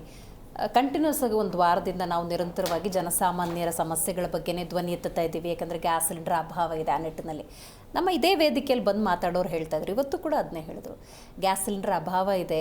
ವಿಶೇಷವಾಗಿ ಆಟೋ ಚಾಲಕರು, ಸರ್ ಗೊತ್ತಿರೋದ್ರ ಬಗ್ಗೆ, ಸಿಲಿಂಡರ್ ಸಿಗದೆ ಬರೀ 74-77 ರೂಪಾಯಿ ಕೊಡಬೇಕಾಗಿರೋ ಕಡೆ 100-120 ರೂಪಾಯಿ ಕೊಡ್ತಿದ್ದ. ಈ ಥರದ್ದು ಒಂದು ಸಿಚುವೇಶನ್. ಆದರೆ ಕಂಪ್ಲೇಂಟ್ ಕೊಡೋಕ್ಕೆ ಬೇಸಿಕಲಿ ಕಾರ್ಪೊರೇಟರ್ ಇಲ್ಲ. MLA ಗಳಂತೂ ಅವೈಲೇಬಲೇ ಇಲ್ಲ. ಜಿಲ್ಲಾ ಪಂಚಾಯತ್ ತಾಲೂಕ್ ಪಂಚಾಯತ್ ಮೆಂಬರ್ ಇಲ್ಲ, ಇವತ್ತು ಗ್ರಾಮ ಪಂಚಾಯತಿ ಸದಸ್ಯ ಇಲ್ಲ. ಇಡೀ ಪ್ರಜಾಪ್ರಭುತ್ವವನ್ನು ಕಗ್ಗೊಲೆ ಮಾಡ್ಬಿಟ್ಟು 2 ಬೈ ಎಲೆಕ್ಷನ್ ಮಾಡಕ್ ಕೊಟ್ಟಿದ್ದೀರಲ್ಲ, ನೀವು ಅದನ್ನೇ ಮಾಡ್ಬೇಕಾಗಿತ್ತಲ್ಲ. ಈ ಗ್ರಾಮ ಪಂಚಾಯತಿ ಎಲೆಕ್ಷನ್ ಮುಗಿಸ್ಬೋದಾಗಿತ್ತಲ್ಲ ಇದೇ ಈ ಸಮಯದಲ್ಲಿ. ಇದೇ ಜಿಲ್ಲಾ ಪಂಚಾಯತಿ ತಾಲೂಕ್ ಪಂಚಾಯತಿ ಮಾಡ್ಬೇಕಾಗಿತ್ತಲ್ಲ. GB ಯಾವ ಕೋರ್ಟ್ ಅಲ್ಲಿ ಇದೆ? ಯಾವ ಕೋರ್ಟ್ ನಿಮ್ಗೆ ಚೀಮಾರಿ ಹಾಕಿದೆ? ಕೋರ್ಟ್ ಕಾಂಗ್ರೆಸ್ಗೆ ಎಲ್ಲಾ ಸರ್ಕಾರಗಳು ಚೀಮಾರಿ ಹಾಕಿ ಎಲೆಕ್ಷನ್ ಮಾಡ್ರಿ, ಜೂನ್ 30 CBI ಎಲೆಕ್ಷನ್ ಮಾಡಿ ಅಂತ ಹೇಳಿದೆ. ಇನ್ನು ಏಪ್ರಿಲ್ 20ಕ್ಕೆ ಮತದಾರರ ಪಟ್ಟಿ ಪರಿಷ್ಕರಣೆ ಕೊಡ್ತೀವಿ ಅಂತ ಹೇಳಿದ್ದಾರೆ ಸಂಗ್ರೇಶ್ ಅವರು. ಎಂತಹ ಪಲಾಯನವಾದ, ಕೇವಲ ಪಲಾಯನವಾದ. ಪಲಾಯನಕ್ಕೆ ಹೇಳ್ತೀನಿ, ಬಿಜೆಪಿ ಸರ್ಕಾರ 2.25 ವರ್ಷ ಆಗಿದೆ, ಇನ್ನೂ ಎಷ್ಟು ಇಲ್ಲ ಸರ್, ನಾಟ್ ಅಕ್ಸೆಪ್ಟೆಡ್. ಬಿಜೆಪಿ 3 ವರ್ಷ ತನ್ನ 3 ವರ್ಷ ಅದು ಪಲಾಯನವಾದ ಮಾತು. ಕಾಂಗ್ರೆಸ್ 3 ವರ್ಷ ಪಲಾಯನವಾದ, 6 ವರ್ಷ ಸ್ಥಳೀಯ ಸಂಸ್ಥೆಗಳನ್ನು ಕಗ್ಗೊಲೆ ಮಾಡಿದ್ದೀರಲ್ಲ, ಇದ್ರ ಶಾಪ ನಿಮ್ಗೆ ತಟ್ಟಲ್ವಾ? ಜನ ಇದಕ್ಕೆ ಎಚ್ಚೆತ್ಕೊಳ್ಬೇಕಲ್ವಾ? ಜನ ಎಚ್ಚೆತ್ಕೊಂಡು ಸರಿಯಾದ ರೀತಿಯಲ್ಲಿ 2021ರಲ್ಲಿ ಅಲ್ಲಿಂದ ಅವ್ರು ಬಿಜೆಪಿ ಹೇಳ್ತೀನಿ ಸರಿಯಾಗಿ ಮಾಡಿಲ್ಲ. SS ಮಲ್ಲಿಕಾರ್ಜುನ್ ಅವ್ರ ಬಗ್ಗೆ ನ್ಯಾಯಾಲಯದಲ್ಲಿ ನಾವು ಒಂದು ಮುಖ್ಯವಾದ SS ಮಲ್ಲಿಕಾರ್ಜುನ್ ಅವರು ತನ್ನ ಮಗನಿಗೆ ಸಮರ್ಥ ಅಂತ ಹೇಳಿ ಟಿಕೆಟ್ ಅಂತ ತಗೊಳ್ತಾ ಇದೆ. ಕೊಡ್ಬೇಕು, ನಮಗೆ ಟಿಕೆಟ್ ಕೊಡು, ನಮ್ಮ ಫ್ಯಾಮಿಲಿಗೆ ಕೊಡಬೇಕು ಅಂತ. ಶಾಮನೂರ್ ಶಿವಶಂಕರಪ್ಪನವರು ಅಖಿಲ ಭಾರತ ವೀರಶೈವ ಮಹಾಸಭಾದ ರಾಷ್ಟ್ರೀಯ ಅಧ್ಯಕ್ಷರು. ಯಡಿಯೂರಪ್ಪನವರು ಒಂದೇ ನಿಮಿಷ ನಾನು ಹೇಳೋದವರೆಗೂ ಕೇಳಿಸ್ಕೊಳ್ಳಿ. ನೀವು ಹೇಳುವಾಗ ನಾನು ಒಂದೇ ಒಂದು ಲಿಸ್ಟ್ ಇದೆ. ಒಂದೇ ನಿಮಿಷ. ರಾಷ್ಟ್ರೀಯ ಅಧ್ಯಕ್ಷರು ಅಖಿಲ ಭಾರತ ವೀರಶೈವ ಮಹಾಸಭಾ ಫ್ಯಾಮಿಲಿ ಅಂತ ಸಾಯೋವರೆಗೂ ಅವರು ಅಧ್ಯಕ್ಷರಾಗಿರ್ತಕ್ಕಂಥದ್ದು. ಅದೇ SS ಮಲ್ಲಿಕಾರ್ಜುನ್ ಅವರು ಹೋಗಿ ನಮ್ಮ ವೀರಶೈವ ಮಹಾಸಭೆಗೆ ಬರಲಿಲ್ಲ, ನನ್ನನ್ನು ಅಧ್ಯಕ್ಷರು ಮಾಡ್ರಿ, ನನ್ನನ್ನು ಉಪಾಧ್ಯಕ್ಷರು ಮಾಡಿ, ಇನ್ನೊಂದು ಮಾಡಿ. ಯಾಕೆ? ಸೇವೆ ಮಾಡ್ಬೇಕಿಲ್ಲಿ. ಸೇವೆಗೆ ಯಾರು ರೆಡಿ ಇಲ್ಲ. ಸಮರ್ಥನಿಗೆ ಟಿಕೆಟ್ ಕೊಟ್ಟರೆ ಲೂಟಿ ಹೊಡಿಬೋದಲ್ಲ, ಇನ್ನಷ್ಟು ವ್ಯಾಪಾರ ಮಾಡ್ಬೋದಲ್ಲ, ವ್ಯಾಪಾರ ಉಲ್ಬಣ ಆಗುತ್ತಲ್ಲ. ತನ್ನ ಮಗನಿಗೆ ಟಿಕೆಟ್ ಬೇಕು, ಸಮಾಜ ಸೇವೆಗೆ ಏನು ಬೇಕಾಗಿಲ್ಲ, ಟಿಕೆಟ್ ಬೇಕಾಗಿಲ್ಲ, ಬರಲೇ ಇಲ್ಲ ಈ ಕಡೆ. ಇಂತಹ ವ್ಯವಸ್ಥೆಗಳಾಗಿರುತ್ತೆ. ಇಂತಹ ರಾಜ್ಯದಲ್ಲಿ ನಾವು ಬದುಕ್ತಾ ಇದ್ದೀವಿ, ಇಂತಹ ಒಂದು ವ್ಯವಸ್ಥೆಗಳಿದ್ದೀವಿ. ನಮ್ಮ ವಕ್ತಾರರು ಹೇಳಿದ್ರು ಒಂದು ಬೈ ಎಲೆಕ್ಷನ್ಗಳ ಬಗ್ಗೆ 94ರಲ್ಲಿ ಇದು ಉಲ್ಟಾ ಹೊಡಿತು, ನಾವೇ ಗೆದ್ವಿ ಅಂತ. 94ರದ್ದೇ ಒಂದು ವಿಷಯ ಹೇಳ್ತೀನಿ. ಇಲ್ಲಿ ಬಾಗಲಕೋಟೆಯಲ್ಲಿ 94ರಲ್ಲಿ ಅಜಯ್ ಕುಮಾರ್ ಸರ್ನಾಯಕ್ ಅನ್ನೋರು ಎಲೆಕ್ಷನ್ ಅಲ್ಲಿ 94ರಲ್ಲಿ ಗೆದ್ದಿರ್ತಾರೆ. 97ರಲ್ಲಿ ಲೋಕಸಭೆಗೆ ಆಯ್ಕೆ ಆದಾಗ ಅವರು ರಿಸೈನ್ ಮಾಡಿರ್ತಾರೆ. 98ರಲ್ಲಿ ಬಿಜೆಪಿ ಖಾತೆ ಓಪನ್ ಮಾಡುತ್ತೆ. ಅದು ಅವರು ಮರ್ತ್ಬಿಟ್ಟಿದ್ದಾರೆ ಅನ್ಸುತ್ತೆ. ಇದು ಬಾಗಲಕೋಟೆಗೆ 3ನೇ ಉಪಚುನಾವಣೆ. ಇವರು ವೀರೇಂದ್ರ ಪಾಟೀಲ್ ಅವರು ಚಿತ್ರದುರ್ಗದಲ್ಲಿ ಸೋತದಾಗ ಅಲ್ಲಿದ್ದಕ್ಕಂಥ MLA ಬಸಪ್ಪಾಟಿ ಮುರ್ನಾಲ್ ಅವರು 67ರಲ್ಲಿ ರಾಜೀನಾಮೆ ಕೊಟ್ಟು ಆ ಉಪಚುನಾವಣೆ ನಡೆಸಿ ಅವತ್ತು ನಿಜಲಿಂಗಪ್ಪನವರು ಗೆದ್ದಿರ್ತಕ್ಕಂಥದ್ದು. ಇದು HY ಮೇಟಿ ಅವರು ಇವತ್ತು ತೀರ್ಕೊಂಡಾಗ ಇದು 3ನೇ ಚುನಾವಣೆ. ಇದು ಇವರಿಗೆ ತಕ್ಕ ಪಾಠ ಕಲಿಸುತ್ತೆ. ಕಾಂಗ್ರೆಸ್ನ ಒಂದು ಅಹಂಗೆ, ಕಾಂಗ್ರೆಸ್ನ ಒಂದು ಪಲಾಯನವಾದಕ್ಕೆ, ಕಾಂಗ್ರೆಸ್ನ ಜನವಿರೋಧಿ ಶಕ್ತಿಗೆ, ಜನವಿರೋಧಿ ಮಾಡ್ತಾ ಇರ್ತಕ್ಕಂತಹ ಈ ನಡವಳಿಕೆಗಳಿಗೆ ಜನ ತಕ್ಕ ಉತ್ತರ ಈ ಉಪಚುನಾವಣೆಯಲ್ಲಿ ಕೊಟ್ಟೇ ಕೊಡ್ತಾರೆ. ಹೌದು, ಯಾಕಂದ್ರೆ 2.25 ವರ್ಷದ ಆಡಳಿತ ಕೂಡ ಆಗಿದೆ. ಬಿಜೆಪಿ ಮತ್ತು JDSನ ಹಿಂದಿನ ಆಡಳಿತವನ್ನು ಕೂಡ ಗಮನಿಸಿದ್ದಾರೆ.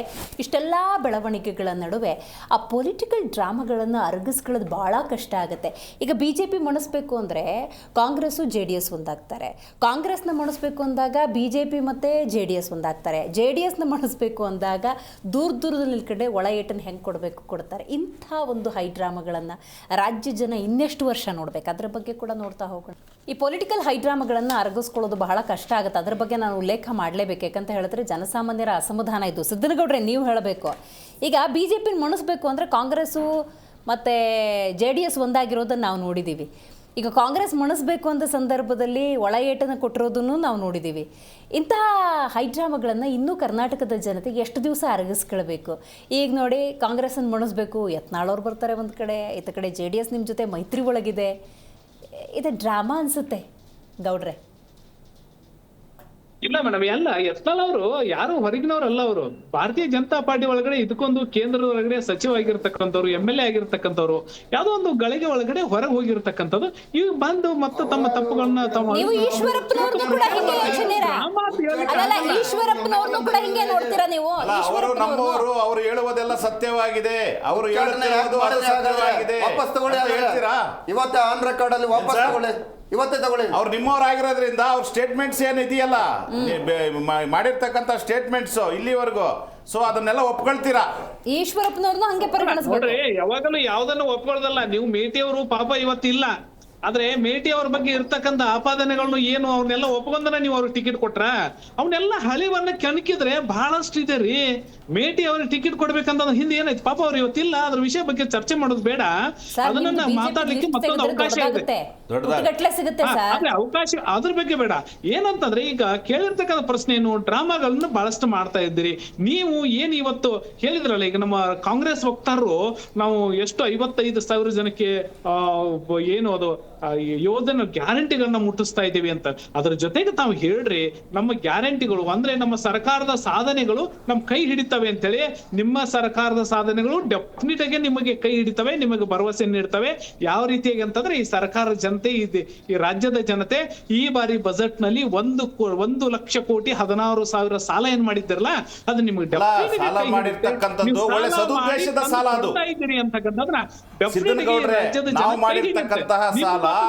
ಸದುದ್ದೇಶದ ಸಾಲ. ನಾವು ಯಾರು ಟಾಟಾ ಬಿರ್ಲಾ ಅವರಿಗೆ ದುಡ್ಡು ಕೊಟ್ಟಿಲ್ಲ, ನಾವು ಯಾರು ಅದಾನಿ ಅಂಬಾನಿಗೆ ಸಾಲ ಮನ್ನಾ ಮಾಡ್ಲಿಕ್ಕೆ ದುಡ್ಡು ಕೊಟ್ಟಿಲ್ಲ, ನಾವು ಸೆಟಪ್ ಮಾಡಿಲ್ಲ ಅದನ್ನ. ಆದ್ರೆ ನಾವು ಕೊಟ್ಟಿರ್ತಕ್ಕಂಥ ಹಣ ಅದನ್ನ ನೀವು ಸಾಲದ ರೂಪದಲ್ಲಿ ದಯಮಾಡಿ ಯೋಚನೆ ಮಾಡಬೇಡಿ. ಕಲ್ಯಾಣ ರಾಷ್ಟ್ರ ನಿರ್ಮಾಣ ಮಾಡ್ಲಿಕ್ಕೆ ಕೊಟ್ಟಿರ್ತಕ್ಕಂಥ ಸಾಲ. ನಿಮ್ ಸಂದರ್ಭ ಬಂದಾಗ ಹೇಳಿ, ವಿನಾಕಾರಣ ಡಿಸ್ಟರ್ಬೆನ್ಸ್ ಮಾಡಕ್ ಹೋಗ್ಬೇಡಿ. ನಿಮ್ ಸಂದರ್ಭ ಬಂದಾಗ ಹೇಳಿ, ನೀವು ಸಾಲ ಮಾಡ್ತಕ್ಕಂಥ ಪದ್ಧತಿಗಳು ಕೇವಲ ನೀವು ಕಾಂಗ್ರೆಸ್ ಅವರು ಅಷ್ಟೇ ಮಾಡಿಲ್ಲ. ಹಿಂದೆ ಬಿಜೆಪಿ ಸರ್ಕಾರ ಇದ್ದಾಗಲೂ ಸಾಲ ಮಾಡಿದೆ, JDS ಸರ್ಕಾರ ಇದ್ದಾಗಲೂ ಸಾಲ ಮಾಡಿದೆ, ಜನತಾದಳ ಸಮ್ಮಿಶ್ರ ಸರ್ಕಾರ ಇದ್ದಾಗಲೂ ಸಾಲ ಮಾಡಿದೆ. ನಾನು ಸಾಲ ಮಾಡಿದ್ರ ಪ್ರಶ್ನೆಯನ್ನ ಹೇಳ್ತಾ ಇರಲಿಲ್ಲ. ಸಾಲ ಮಾಡಿ ತುಪ್ಪ ತಿನ್ನೋದಲ್ಲ, ಸಾಲ ಮಾಡಿ ಅಭಿವೃದ್ಧಿಯನ್ನ ಮಾಡ್ಬೇಕಾಯ್ತು. ಅದರಿಂದ ಕ್ಯಾಪಿಟಲ್ ಏನು ಎಕ್ಸ್ಪೆನ್ಸಿವ್ ನಮ್ಗೆ ಗ್ಯಾರಂಟಿಗಳು ಅಭಿವೃದ್ಧಿ ಯೋಜನೆ ಅಲ್ವಾ ಸರ್? ಗ್ಯಾರಂಟಿಗಳು ಅಭಿವೃದ್ಧಿ ಅಲ್ಲ ಅಂತ ಒಪ್ಕೊಳ್ತೀರಾ ನೀವು? ಗ್ಯಾರಂಟಿ ಅಂದ್ರೆ ಬೇರೆ ನಿಮ್ ಕಾನ್ಸೆಪ್ಟ್ ಹಂಗಾದ್ರೆ ಏನು? ಸರ್ಕಾರ ಇರೋದು ಗ್ಯಾರಂಟಿ ಕೊಡ್ಲಿಕ್ಕೆಲ್ಲ, ಸರ್ವಾಂಗೀಣ ಅಭಿವೃದ್ಧಿ ಅಂತ ಹೇಳ್ತಾರೆ. ಅದನ್ನ ಮಾಡೋಗೋಸ್ಕರವಾಗಿ ಇರ್ಬೇಕಾಗಿರ್ತಕ್ಕಂಥದ್ದು. ಸರ್ಕಾರ ಇರೋದು ನೀವು ಸಾಲ ಮಾಡಿ ಜನರಿಗೆ ಗ್ಯಾರಂಟಿ ಕೊಡುತ್ತೆ. ಯಾರಾದ್ರೂ ನಿಮ್ಗೆ ಕೇಳಿದ್ರ? ಕೇಳದಲ್ರಿ. ಒಬ್ಬ ಮನೆ ಯಜಮಾನಿಗೆ ಗೊತ್ತಿರ್ಲೇಬೇಕಾಗುತ್ತದು. ಯಾರು ಮನೆಯಲ್ಲಿ ಉಪವಾಸ ಇದ್ದಾಗ ಅವ್ರನ್ನ ನಾವು ಉಪವಾಸ ಇಡ್ಲಿಕ್ಕಾಗುತ್ತಾ? ಒಬ್ಬ ಹ್ಯಾಂಡಿಕ್ಯಾಪ್ಟ್ ಇದ್ದಾಗ ಅವನ್ನ ನಾವು ಟ್ರೀಟ್ಮೆಂಟ್ ಮಾಡೋದ್ ಬೇಡವಾ? ಅವ್ನ ಮೇಲೆ ಕೆತ್ತದ್ ಬೇಡವಾ? ಸೊ ಅದೇ ರೀತಿಯಲ್ಲಿ ಇದು ವೆಲ್ಫೇರ್ ಪ್ರೋಗ್ರಾಮ್. ಅವು ವೆಲ್ಫೇರ್ ಪ್ರೋಗ್ರಾಮ್ ಬಿಸ್ನೆಸ್ ರೀತಿಯಲ್ಲಿ ಚರ್ಚೆ ಮಾಡಿದ್ರೆ ಸಿದ್ದನಗೌಡ್ರೆ, ಈಗ ಗ್ಯಾರಂಟಿ ಬಗ್ಗೆ ನೀವು ಮಾತಾಡ್ತಿದ್ರಲ್ಲ, ಯಾವ ನೈತಿಕತೆಯಲ್ಲಿ ಅಂತ. ಇತರ ರಾಜ್ಯಗಳಲ್ಲಿ ಇದೇ ಗ್ಯಾರಂಟಿಗಳನ್ನ ಅನುಷ್ಠಾನಕ್ಕೆ ತರೋ ನೀವು ಕರ್ನಾಟಕದ ಬಗ್ಗೆ ಆಕ್ಷೇಪ ಎತ್ತುತ್ತೀರಿ, ಕಾಂಗ್ರೆಸ್ ತಂದಿರುವಂತ ಯೋಜನೆಗಳ ಬಗ್ಗೆ ಆಕ್ಷೇಪ ತರ್ತೀರಿ. ಅಂದ್ರೆ ಚುನಾವಣೆ 1 ತಿಂಗಳು ಇರ್ಬೇಕಾದ್ರೆ ಅನೌನ್ಸ್ ಮಾಡ್ತಾರೆ ಮೇಡಮ್. ಒಂದೇ ತಿಂಗಳು. ಇದು ಯಾವ ದ್ವಂದ್ವ ನೀತಿ ನಿಮ್ದು ಮೇಡಮ್ ಅವ್ರು ಹೇಳಿದ ರೀತಿಯಲ್ಲಿ? ನೋಡ್ರಿ, ನೀವು ಮಧ್ಯದೊಳಗಡೆ ಮಾತಾಡ್ಬೇಡಿ. ಕೇಳಿ, ನೀವು ಏನಂತಂದ್ರೆ, ಸರ್ಕಾರಗಳು ಅಧಿಕಾರಕ್ಕೆ ಬರುವೋಸ್ಕರವಾಗಿ ಜನಪರವಾಗಿರ್ತಕ್ಕಂಥ ಗ್ಯಾರಂಟಿ ಯೋಜನೆಗಳನ್ನ ತೆಗೆದುಕೊಂಡಿದ್ದಾರೆ ಅಂತ ಅವರು ಹೇಳ್ತಾ ಇದ್ದಾರೆ. ನಾವು ಅನೇಕ ರಾಜ್ಯದಲ್ಲಿ ಹೇಳ್ತಾ ಇದ್ದೇವೆ. ಸನ್ಮಾನ್ಯ ಖರ್ಗೆ ಅವರು ಹೇಳಿರ್ತಕ್ಕಂಥ ಮಾತುಗಳು ಕೇವಲ ಕಾಂಗ್ರೆಸ್ ಅಷ್ಟೇ ಅಲ್ಲ, ಎಲ್ಲಾ ಪಕ್ಷಗಳು ಕೂಡ ಅಪ್ಲೈ ಆಗುತ್ತೆ. ಏನಂತ ಖರ್ಗೆ ಅವ್ರು ಏನ್ ಹೇಳಿದ್ರು? ನಿಮ್ಮ ಆರ್ಥಿಕ ಪರಿಸ್ಥಿತಿಯನ್ನ ನೋಡ್ಕೊಂಡು ಮಾಡಿ ಅಂತ ಹೇಳಿದ್ರು. ಇವತ್ತು ಇವರು ಗ್ಯಾರಂಟಿಗಳನ್ನ ಟೀಕೆ ಮಾಡ್ತಾ ಇಲ್ಲ, ಗ್ಯಾರಂಟಿಗಾಗಿ ಇಡೀ ಹಣವನ್ನ ಕೊಳ್ಳೆ ಹೊಡಿತಾ ಇದ್ದಾರಲ್ಲ. ಡೈರೆಕ್ಟ್ ಆಗಿ ನೇರ DBT ಮೂಲಕ ನಾವು ಕೊಡ್ತೀವಿ, ನೇರವಾಗಿ ಖಾತೆಗಳಿಗೆ ಹಾಕ್ತಾ ಇದ್ವಿ. ಹೆಂಗ್ ಕೊಳ್ಳೆ ಹೊಡಿಲಿಕ್ಕಾಗತ್ತೆ? ಕೂಡ ಇವ್ರ ದರ ಆನ್ಲೈನ್ ನಲ್ಲಿ ಇದೀವಿ ನಾವು ಇವತ್ತು. ಅಲ್ಲ, ಆಡು ಮುಟ್ಟದ ಸೊಪ್ಪು ಇಲ್ಲ ಅಂತಾರಲ್ಲ, ಅಲ್ರಿ. ಇವತ್ತು ಸಿದ್ದರಾಮಯ್ಯನವರು ದರಗಳ ಹೆಚ್ಚಿಗೆ ಮಾಡ್ಲಿಕ್ಕೆ ಯಾವ ಕೂಡ ಉಳಿದಿಲ್ಲ. ಕೇಂದ್ರ ಸರ್ಕಾರದ ಕಾರಣ ಐತೆ. 50 ರೂಪಾಯಿ ಹೆಚ್ಚಿಗೆ ಮಾಡಿದ್ರಲ್ರಿ, ನಿಮಗೆ ನಾಚಿಗೆ ಬರ್ಬೇಕ್ರಿ ಕಾಂಗ್ರೆಸ್ ಅವ್ರಿಗೆ. ಸಿಲಿಂಡರ್ ಜನ ಬೈತಿದ್ದಾರೆ, ಸಿಲಿಂಡರ್ ಸಿಗ್ತಿಲ್ಲ ಅಂತ ಸೆಂಟ್ರಲ್ ಗವರ್ಮೆಂಟ್ ಬೈತಿದ್ದಾರೆ. ಸತ್ತಿರೋ ಜನದ ಮೇಲೂ ಕೂಡ ರೊಕ್ಕ ಮಾಡ್ಲಿಕ್ಕೆ ಹೊರಟಿರ್ತಕ್ಕಂಥ ದರಿದ್ರ ಸರ್ಕಾರ ರೀ ನಿಮ್ದು. ಆ ಸರ್ಕಾರಕ್ಕೆ ತಕ್ಕ ಪಾಠವನ್ನು 2 ಚುನಾವಣೆಯಲ್ಲಿ ಕಲಿಸ್ತಾರೆ. ನಿಮ್ ಕಾಂಟೆಕ್ಸ್ಟ್ ನಂಗೆ ಅರ್ಥ ಆಯ್ತು. ಬಾಬು ಸರ್, ನೀವು ಹೇಳಬೇಕು. ಸಿದ್ದರಾಮಯ್ಯನವರು ಯತ್ನಾಳ್ ಅವರ ಈ ಪಾರ್ಟಿಸಿಪೇಷನ್ ಬಗ್ಗೆ ಒಂದು ಟೀಕೆ ಮಾಡಿದ್ದಾರೆ, ಅದನ್ನು ನಾನು ಉಲ್ಲೇಖ ಮಾಡ್ತೀನಿ. ಅವರು ಉಚ್ಚಾಟಿತರು, ಅವ್ರು BJP ಪರವಾಗಿ ಚುನಾವಣಾ ಪ್ರಚಾರದಲ್ಲಿ ಭಾಗಿಯಾಗಬಾರದು ಅಂತ ಸಿದ್ದರಾಮಯ್ಯನವರು ಹೇಳಿದ್ದಾರೆ. ಏನು ಹೇಳ್ತಿರೋ ಇದ್ರ ಬಗ್ಗೆ? ಅದಕ್ಕಿಂತ ಮೊದಲಾಗಿ ತಾವೊಂದು ವಿಚಾರವನ್ನು ಗಂಭೀರವಾಗಿ ಎತ್ತಿದ್ರಿ. ಕೆಲವು ಸಂದರ್ಭದಲ್ಲಿ BJP ವಿರುದ್ಧ ಕಾಂಗ್ರೆಸ್ JDS ಒಂದಾಗ್ತದೆ, ಇನ್ನು ಕೆಲವು ಸಂದರ್ಭದಲ್ಲಿ BJP ವಿರುದ್ಧ ಕಾಂಗ್ರೆಸ್ JDS, ಇನ್ನೊಂದು ಸಂದರ್ಭದಲ್ಲಿ JDS ವಿರುದ್ಧ ರಾಷ್ಟ್ರೀಯ ಪಕ್ಷಗಳು ಕೂಡ ಒಳಗೊಳಗೆ ಒಪ್ಪಂದ ಮಾಡ್ಕೋತವೆ ಅಂತಕ್ಕಂಥದ್ದು. ಮೊದಲನೇದಾಗಿ ಇವತ್ತಿನ ಪರಿಸ್ಥಿತಿಯಲ್ಲಿ 136 ಸೀಟ್ ಇರ್ತಕ್ಕಂಥ ಸುಭದ್ರ ಸರ್ಕಾರ, ಇಲ್ಲಿ ಯಾರು ಕೂಡ ಕಾಲೆಳೆಯೋ ಪ್ರಶ್ನೆ ಬರೋದಿಲ್ಲ. ಸಂಪೂರ್ಣವಾದಂಥ ಬಹುಮತ ಕೊಟ್ಟಿರ್ತಕ್ಕಂಥದ್ದು 5 ವರ್ಷಗಳ ಆಡಳಿತ ಮಾಡಬೇಕು ಅಂತೇಳಿ. ತಾವು ಹೇಳಿರೋ ಪ್ರಶ್ನೆಗೆ ಯಾವೊಂದು ಸಮ್ಮಿಶ್ರ ಸರ್ಕಾರ ಇತ್ತು, ಸಮ್ಮಿಶ್ರ ಸರ್ಕಾರದಲ್ಲಿ ನಾವು ಮತ್ತೆ ಮರುಚುನಾವಣೆ ಯಾರಿಗೂ ಅವಾಗ ಬಹುಮತ ಇಲ್ಲ, ಮರುಚುನಾವಣೆಗಳಿಗೆ ಹೋಗೋಕ್ಕಾಗೋದಿಲ್ಲ. ಅಂಥ ಸಂದರ್ಭದಲ್ಲಿ ಸಮಾನ ಮನಸ್ಕರು ಅಂತ ಹೇಳಿ ನಾವು ಅದ್ರ ಜೊತೆಯಲ್ಲಿ ಬೆನ್ನಲ್ಲಿ ಬೆನ್ನಿಗೆ ಚೂರಿ ಹಾಕಿದ್ರು ಅಂತಕ್ಕಂಥದ್ದು ಸ್ಪಷ್ಟವಾಗಿ ಗೊತ್ತಿದೆ. ಸಿದ್ದರಾಮಯ್ಯ ಬೆನ್ನಿನ ಚೂರಿ ಅಂತ ಹೇಳಬೇಕಾದ್ರೆ ನಿಮಗೆ ನೈತಿಕತೆ ಇದೆಯಾ ಸರ್? ನಾನು 2020 ಹೋಗ್ತೀನಿ. ಹೌದು, ಹೋಗಿ ಮಾತಾಡ್ತೀನಿ. ಆ ಟೈಮಲ್ಲಿ ಬಿಟ್ಕೊಟ್ಟಿದ್ದಿದ್ರೆ ನೀವು ಇವತ್ತು ಈ ಪ್ರಶ್ನೆನೇ ಎತ್ತಂಗಿರಲಿಲ್ಲ. ಒಂದು ನಿಮಿಷ ಇದೇ ನಿಮ್ಮ ಚಾನಲಲ್ಲಿ ನಾನು ಮೊಬೈಲ್ ಆನ್ ಮಾಡಿ ತೋರಿಸಿದ್ದೀನಿ ಯಡಿಯೂರಪ್ಪನವ್ರ ಸ್ಟೇಟ್ಮೆಂಟು. ಸನ್ಮಾನ್ಯ ಕುಮಾರಸ್ವಾಮಿ ಅವರು ಕೊಡೋದಕ್ಕೆ ರೆಡಿ ಇದ್ದರು, ನಮ್ಮ ಪಕ್ಷದಲ್ಲಿರ್ತಕ್ಕಂಥ ವರಿಷ್ಠರುಗಳೇನೆ ಅದನ್ನು ಇದು ಮಾಡಿದ್ರು ಅಂತಕ್ಕಂಥ ಅವತ್ತೇ ಅದನ್ನು ಇಡೀ ಪ್ರಪಂಚಕ್ಕೆ ವೈರಲ್ ಆಗಿತ್ತು. ಆ ವಿಷಯ ಇವತ್ತು ಅದು ಸತ್ತೋಗಿದೆ, ಅದ್ರ ಬಗ್ಗೆ ಮಾತಾಡುವಂಥದ್ದಿಲ್ಲ. ಮತ್ತೊಂದು ಏನಪ್ಪ ಅಂತಂದರೆ, ಯಾವ ಸಮಾನ ಮನಸ್ಕರು ಅನ್ನುವಂಥ ಸಂದರ್ಭದಲ್ಲಿ ಅವ್ರು ನಡ್ಕೊಂಡಿರ್ತಕ್ಕಂಥ ರೀತಿ, ಯತ್ನಾಳ್ ಬಗ್ಗೆ ಅವ್ರೇನು ಮಾತಾಡ್ತಕ್ಕಂಥ ಅವಶ್ಯಕತೆ ಇಲ್ಲ. ಇವ್ರು ಯಾವ ರೀತಿ, ಇವರೇ ತಾನೇ ಹೇಳಿದ್ದು ಶಾಂತಿವನದಲ್ಲಿ ಕೂತ್ಕೊಂಡು 100 ದಿನ ಇದರ ಆಯುಷ್ ಅಂತೇಳಿ. ಇವ್ರಿಗೆ ಯಾವ ನೈತಿಕತೆ ಇದೆ? ಇವರೇ ತಾನೇ ಹಗಲು ರಾತ್ರಿ ಕಾಂಗ್ರೆಸ್ ಬಗ್ಗೆ ಏಕೋಸಿಂದಲ್ಲಿ ಮಾತಾಡಿದ್ದು. ಇವಾಗ ಎಲ್ಲಿದ್ದೀರಾ? ಕಾಂಗ್ರೆಸ್ ಅಲ್ಲೇ ಇದ್ದೀರಾ? ಅಲ್ಲ, ನೀವು ಬಿಜೆಪಿನ ನೀವು ಬೈತಿದ್ರಲ್ಲ, ಇವತ್ತು ನೀವೇನು ಹೇಳ್ತಾ ಇದ್ದೀರಾ? ನಿಮ್ಮ ಸ್ಟೇಟ್ಮೆಂಟ್ಗೆ ನಾನು ಉತ್ತರ ಕೊಡ್ತಾ ಇದ್ದೀನಿ. ನಾನು ನಿಮ್ಮ ಸ್ಟೇಟ್ಮೆಂಟ್ಗೆ ನಾವು ಯಾರನ್ನೂ ಬೈದಿಲ್ಲ. ಒಂದು ನಿಮಿಷ ನಿಧಾನವಾಗಿರಿ. ಮತ್ತೊಂದು ವಿಚಾರ, ಇವತ್ತು 2 ಉಪಚುನಾವಣೆ ನಡೀತಾ ಇದೆ. ನೀವು ದಾವಣಗೆರೆಯಲ್ಲಿ ಮೇಡಮ್ ಸಾಮಾನ್ಯವಾಗಿ ಒಂದು ಕ್ಷೇತ್ರದಲ್ಲಿ ನನ್ನ ಮಿತ್ರರು ಕೂಡ ಒಪ್ಕೋತಾರೆ ಅಂತಕ್ಕಂಥದ್ದು ನನಗೆ ಭರವಸೆ ಇದೆ. ಒಂದು ಕ್ಷೇತ್ರದಲ್ಲಿ ಆಯಾ ಕ್ಷೇತ್ರದಲ್ಲಿ ಇರ್ತಕ್ಕಂಥ ಸಮಾಜದ ಆಧಾರದ ಮೇಲೆ ಕ್ಯಾಟಗರಿನ ಕೊಡ್ತಾರೆ. 75,000 ಜನ ಇದ್ದಾರೆ. ಯಾಕೆ ನೀವು ಅಲ್ಲಿ ಅಲ್ಪಸಂಖ್ಯಾತರಿಗೆ ನೀವು ಇದುವರೆಗೂ ಕೂಡ ಅವಕಾಶಗಳು ಕಲ್ಪಿಸ್ಕೊಟ್ಟಿಲ್ಲ? ಇರಿ ಸರ್, ಇದು ಶಿವಾಜಿನಗರದಲ್ಲಿ ಸರ್ ಒಂದು ನಿಮಿಷ, ಯಾಕೆ ನೀವು ಅವ್ರಿಗೆ ಅವಕಾಶ ಮಾಡಿಕೊಟ್ಟಿಲ್ಲ? ನಿಮ್ಮ ಎಷ್ಟು ಇತಿಹಾಸದಲ್ಲಿ ಅಲ್ಪಸಂಖ್ಯಾತರಿಗೆ ಯಾರನ್ನ ಅವಕಾಶಗಳು ಕೊಟ್ಟಿದ್ದಾರೆ ಅವರು ಬಿಜೆಪಿಯವರು? ಇರಬೇಕು. ಒಂದು ನಿಮಿಷ, ಇವತ್ತಿರ್ತಕ್ಕಂಥ ಜಮೀರ್ ಅಹಮದ್ ಖಾನ್ ಅವರು ಇವತ್ತೇನೋ ದೊಡ್ಡ ಲೀಡರ್ ಆಗಿದ್ರೆ ನಮ್ಮಿಂದಾನೇನೆ. ನೀವು ಯಾವ್ದು ಇಬ್ರಾಹಿಂ ಅವ್ರನ್ನ ತಗೊಳ್ಳಿ, ಈ ತರ ಲಿಸ್ಟ್ ಕೊಡ್ತೀವಿ. ನೀವು ರಾಜ್ಯಾಧ್ಯಕ್ಷ ಮಾಡಿದ್ವಿ ನಾವು ಮುಸಲ್ಮಾನರನ್ನ. ದೇವೇಗೌಡರನ್ನ ಕೂಡ ನಮ್ಮ ಕಾಂಗ್ರೆಸ್ನಾಗ ಇದ್ದು ಹೋದಾರಲ್ರಿ. ಒಂದು ನಿಮಿಷ, ಒಂದು ದೇವೇಗೌಡರನ್ನ ಇವರೇನೋ ಇದು ಮಾಡಿದ ರಾಜ್ಯಸಭಾ ಸರ್. ನೀವು ಯಾಕೆ ಆತರ ಪಡ್ತೀರಿ? ನಾನು ಮಾತಾಡ್ತೀನ. ಅವತ್ತು ಶ್ರೀಮಾನ್ ದೇವೇಗೌಡರನ್ನ ರಾಜ್ಯಸಭಾ ಮೆಂಬರ್ ಮಾಡಿದ್ದಂಥ ಸಂದರ್ಭದಲ್ಲಿ ಒಂದೊಂದು ಸೆಕೆಂಡ್ ಕೂಡ ಈ ದೇಶಕ್ಕಾಗಿ ರಾಜ್ಯಕ್ಕಾಗಿ ಹೋರಾಟ ಮಾಡಿದ್ರು. ಹೋಗಿ ದೇವೇಗೌಡರು ಮೂಲೆಯಲ್ಲಿ ಕೂತ್ಕೊಳ್ಳಿಲ್ಲ. ನಿಮ್ಮಲ್ಲಿರ್ತಕ್ಕಂಥ ಇವತ್ತಿನವರೆಗೂ ನಿಮ್ಮ ಸಂಸದರು ಎಲ್ರಿ ಮಾತಾಡ್ತಾವ್ರೆ. ಇವತ್ತು ಸುಮ್ಮನೆ ಕೂತಾರಲ್ಲ, ನಾನು ಮಾತಾಡಿದ್ರೆ 108 ಇದೆ. ಅಲ್ಲ, ಬಿಜೆಪಿ ಸಂಸದರು ಮಾತಾಡ್ತಾರ ಈ ರಾಜ್ಯಕ್ಕೆ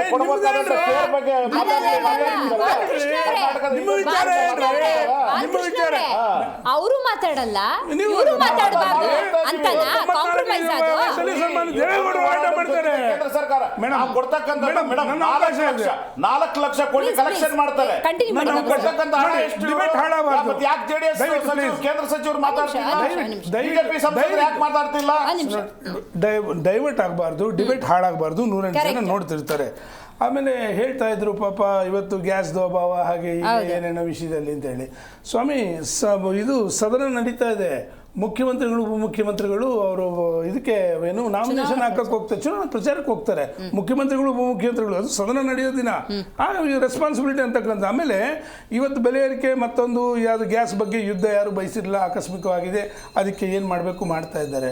ದಿನನಿತ್ಯ ಬಳಕೆ 50 ವಸ್ತುಗಳನ್ನು ಏಕಾಏಕಿ ಜಾಸ್ತಿ ಮಾಡಿದ್ರಲ್ಲ ಇವತ್ತು ಬಡವರ ಮೇಲೆ. ಯಾವ ಯುದ್ಧ ಆಯ್ತು ಕರ್ನಾಟಕದಲ್ಲಿ? ನಿಮ್ಮ ಒಳಗಿನ ಯುದ್ಧ ಆಯಿತು. ನಾನು ನಿಮ್ಮ ಜೊತೆ ಯಾಕಿದ್ದೀನಿ ಅಂತ ಹೇಳಿದ್ರೆ, ಈಗ ಕ್ರೈಸಿಸ್ ಇದೆ ಅಂತ ಟೈಮಲ್ಲಿ ಅಟ್ಲೀಸ್ಟ್ 1-2 ತಿಂಗಳು ಪೋಸ್ಟ್ಪೋನ್ ಮಾಡ್ಬೋದಾಗಿತ್ತು ಸರ್. ಮಾಡ್ಲಿ, ಬೆಲೆ ಏರಿಕೆಯನ್ನ ತಡ್ಕಂತಾರೆ, ನೀರಿನ ದರ ಏರಿಕೆನ. ಅಲ್ಲಲ್ಲ, ಸರ್ 1000 ಇರ್ಲಿ ಸರ್, 1000 ಇರ್ಲಿ.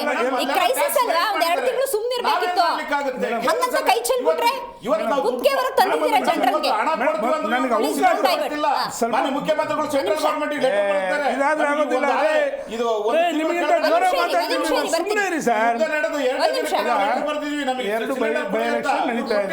ಎರಡು ಬೈ ಎಲೆಕ್ಷನ್ ಅಲ್ಲಿ ಪಾಪ ಕುಟುಂಬ ರಾಜಕಾರಣದ ಬಗ್ಗೆ ಮಾತಾಡಿದ್ರು. ಪಿತಾಮಹರು ಯಾರು ಅಂತಕ್ಕಂಥ ಪ್ರಪಂಚಕ್ಕೆ ಗೊತ್ತಿದೆ. ಒಂದು ಸಮಾಧಾನ ಇರಲಿ.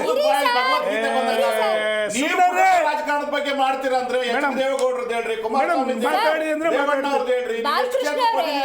ಇನ್ನೊಬ್ರು ಪ್ಯಾನಲಿಸ್ಟ್ ಇದ್ದಾರೆ, ಅವ್ರದ್ದು ಮಾತಿಗೆ ಒಂದ್ ಸ್ವಲ್ಪ ಗೌರವ ಕೊಡಿ. Let him complete. ಕುಮಾರಸ್ವಾಮಿ ಅವರು, ನಿಖಿಲ್ ಕುಮಾರಸ್ವಾಮಿ ಅವ್ರ ಬಗ್ಗೆ ಮಾತಾಡಿದ್ರಿ. ನಿಮ್ಮ ನಾಯಕರ ಮಗನ ತರ ನಾವೇನು MLC ಮಾಡಲಿಲ್ಲ. ನಮ್ಮ ನಿಖಿಲ್ ಕುಮಾರಸ್ವಾಮಿ ಅವರು 3 ಸತಿ ಸೋತು ಜನಗಳ ಮುಂದಕ್ಕೆ ಹೋಗಿ ಇಷ್ಟ ಇದ್ರೆ ಜನ ಗೆಲ್ಲಿಸ್ತಾರೆ, ಇಲ್ಲ ಅಂದ್ರೆ ಸೋಲಿಸ್ತಾರೆ. ನೀವು ಹೋಗಿ ಯಾರು ಬೇಡ ಅಂದ್ರು, ನಾನು ಆ ವಿಷಯ ಹೇಳ್ತಾ ಇಲ್ಲ. ದಾವಣಗೆರೆ ಚುನಾವಣೆಯಲ್ಲಿ ಮೇಡಮ್ ಯಾವಾಗ ಶಾಮನೂರು ಶಿವಶಂಕರಪ್ಪನವ್ರ ಮನೆಗೆ ಸನ್ಮಾನ್ಯ ಡಿ ಕೆ ಶಿವಕುಮಾರ್ ಅವರು ಹೋಗ್ತಾರೆ, ಆವಾಗ ಜಮೀರ್ ಅಹ್ಮದ್ ವಿಷಯ ಬರುತ್ತೆ. ಜಮೀರ್ ಅಹ್ಮದ್ ಸ್ಟೇಟ್ಮೆಂಟ್ ಕೊಡ್ತಾರೆ, ನಮ್ಮ ಕ್ಷೇತ್ರದ ಬಗ್ಗೆ ಮಾತಾಡೋಕೆ ಅವನು ಯಾರು ಅಂತಕ್ಕಂಥ ಏಕವಚನ ಪದ ಬಳಕೆ ಮಾಡ್ತಾರೆ. ಯಾವುದೇ ಕಾರಣಕ್ಕೂ ಮುಸಲ್ಮಾನರಿಗೆ ಟಿಕೆಟ್ ಕೊಡಲಿಲ್ಲ ಅಂತಂದರೆ ಯಾರು ಇನ್ನೊಂದು ಟೀಮ್ ಅವ್ರು ಕಳಿಸೋದು ಅಲ್ಲಿಗೆ. ಯಾವುದೇ ಕಾರಣಕ್ಕೂ ಮುಸಲ್ಮಾನರು ಟಿಕೆಟ್ ಕೊಡಲಿಲ್ಲ ಅಂದರೆ ರಾಜೀನಾಮೆ ಕೊಡ್ತೀನಿ ಅಂದ್ರೆ ಇವತ್ತಿನವರೆಗೂ ರಾಜೀನಾಮೆ ಪತ್ರ ನಾನು ನೋಡೇ ಇಲ್ಲ. ಯತ್ನಾಳ್ ಅವ್ರ ಬಗ್ಗೆ ಮಾತಾಡ್ತಾ ಇದ್ದಾರೆ ಇವರು. ಒಂದು ನಿಮಿಷ ಜೆಡಿಎಸ್ ಸೆಕ್ಯುಲರ್ ಮೇಡಮ್, ಒಂದು ನಿಮಿಷ ಮೇಡಮ್ ಇದು ನೋಡಿ ಸುಮ್ಮನೆ ಕಾಳಜಿ ಇತ್ತಲ್ಲ ನಿಮ್ಗೆ. ಸಾದಿಕ್ ಪೈಲ್ವಾನ್ ಅವ್ರಿಗೆ ಟಿಕೆಟ್ ಕೊಟ್ರಾ ನೀವು? ಸಾದಿಕ್ ಪೈಲ್ವಾನ್ ಅವ್ರಿಗೆ ಟಿಕೆಟ್ ಕೊಟ್ರಾ? ಸುದ್ದಿಗೋಷ್ಠಿಯಲ್ಲಿ ನಿಮ್ಗೆ ಏನು ಅನ್ಸುತ್ತೆ ಅಂತ ಹೇಳಿಸ್ಬಿಟ್ರಿ. 75,000 ಮತಗಳಿದ್ದಾವೆ. ಇಂಪಾರ್ಟೆಂಟ್ ವಿಷಯ ದಾವಣಗೆರೆಯಲ್ಲಿ ಸರ್, ದಾವಣಗೆರೆಯಲ್ಲಿ ಅಲ್ಪಸಂಖ್ಯಾತರು ಕನ್ಫ್ಯೂಷನ್ ಇದ್ದಾರೆ. ನಾನು ಕೂಗ್ತೀನಿ ಇವಾಗ, ಹಂಗೆಲ್ಲ ಇಲ್ಲ. ನಾನು ಮಾತಾಡ್ತಾ ಇರೋದು ಮಾನ್ಯ ಕಾಂಗ್ರೆಸ್ ವಕ್ತಾರರು ರಾಜಕೀಯ ಪಕ್ಷ ಮುಸಲ್ಮಾನರು ಗೆಲ್ಲಲ್ಲ ಅಂತ ಅರ್ಥ. ಮಾನ್ಯ ದಾವಣಗೆರೆ ಮುಸಲ್ಮಾನರು ತಿಳ್ಕೊಳ್ಳಿ, ನಿಮಗೆ ಶಕ್ತಿ ಇಲ್ಲ, ಗೆಲ್ಲಕ್ಕೆ ಶಕ್ತಿ ಇಲ್ವಂತೆ. ಕಾಂಗ್ರೆಸ್ ವಕ್ತಾರರು ಹೇಳ್ತಾ ಇದ್ರೆ ನಿಮ್ಗೆ ಗೆಲ್ಲಕ್ಕೆ ಶಕ್ತಿ ಇಲ್ವಂತೆ. ಈ ಚಾನಲ್ ಇಂದ ನೀವೇ ನೋಡ್ಕೊಳ್ಳಿ, ಇವ್ರಿಗೆ ಉತ್ತರ ನೀವೇ ಕೊಡ್ಬೇಕಾಗುತ್ತೆ. ಅವ್ರು ಏನ್ ಮಾತಾಡ್ತಾರೆ ಗೊತ್ತಿಲ್ಲ. ಒಂದ್ ನಿಮಿಷ ಕಂಟಿನ್ಯೂ ಮಾಡಿ ಕ್ವಿಕ್ ಆಗಿ. ನೋಡಿ, ಬಾಗಲಕೋಟೆಯಲ್ಲಿ ಮೊನ್ನೆ ಕಾಂಗ್ರೆಸ್ ವಕ್ತಾರರು ಏನೋ ಹಿಸ್ಟ್ರಿ ಹೇಳ್ತಾ ಇದ್ರು, ಇಷ್ಟು ಭಾಗ್ಯಗಳನ್ನ ಕೊಟ್ಟಿದ್ದೀವಿ ಅಂತ ಹೇಳಿ. ಸನ್ಮಾನ್ಯ ತಿಮ್ಮಾಪುರ್ ಅವರು ಚುನಾವಣೆ ಪ್ರಚಾರಕ್ಕೆ ಹೋಗ್ತಾರೆ ಸರ್. ಒಂದು ಹೆಂಗ್ಸ್ ಬಾಗಿಲು ನಿಂತ್ಕೊಂಡು ಬೈತಾಳೆ, ಗೃಹಲಕ್ಷ್ಮಿ ದುಡ್ಡೇ ಕೊಟ್ಟಿಲ್ಲ ಹೋಗ ಮುಂದಕ್ಕೆ ಅಂತ.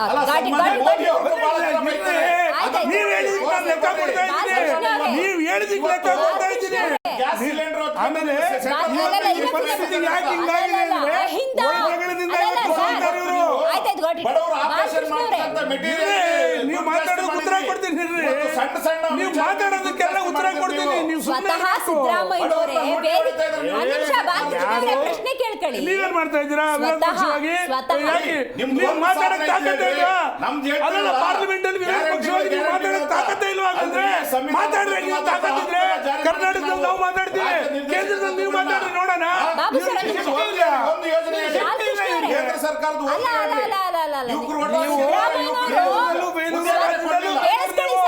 ಫಸ್ಟ್ ಕೇಳಿಸ್ಕೊಳ್ಳಿ. ಸ್ವತಃ ಸಿದ್ದರಾಮಯ್ಯನವರೇ ವೇದಿಕೆಯಲ್ಲೇ ಹೇಳಿದ್ದಾರೆ, ಈಗ ಒಂದೇನೋ ಸಾವಾದ ಸಂದರ್ಭದಲ್ಲಿ ಅವ್ರ ಕುಟುಂಬಕ್ಕೆ ಟಿಕೆಟ್ ಕೊಡೋದೊಂದು ಪ್ರತೀತಿ, ಅದನ್ನ ನಾವು ಸಿದ್ಧಾಂತ ಮಾಡ್ಕೊಂಡ್ ಬಂದಿದೀವಿ ಅಂತ ಹೇಳ್ತಾರೆ. ನೀವು ಆಂತರಿಕ ಸರ್ವೆ ಅಂತಿರಲ್ಲ ಸರ್, ಅದ ಹೆಂಗೆ? ಆಂತರಿಕ ಸಮೀಕ್ಷೆಯಲ್ಲಿ ಮುಸಲ್ಮಾನ ಗೆಲ್ಲಲ್ವಂತೆ. ದಾವಣಗೆರೆ ಮುಸಲ್ಮಾನ ತಿಳ್ಕೊಳ್ಳಿ. ಕಾಂಗ್ರೆಸ್ ಹೋಗ್ತಾರೆ ಹೇಳ್ತಾ ಇದ್ದಾರೆ, ಕಾಂಗ್ರೆಸ್ ಹೋಗ್ತಾರೆ ಹೇಳ್ತಾ ಇರ್ತಕ್ಕಂಥದ್ದು.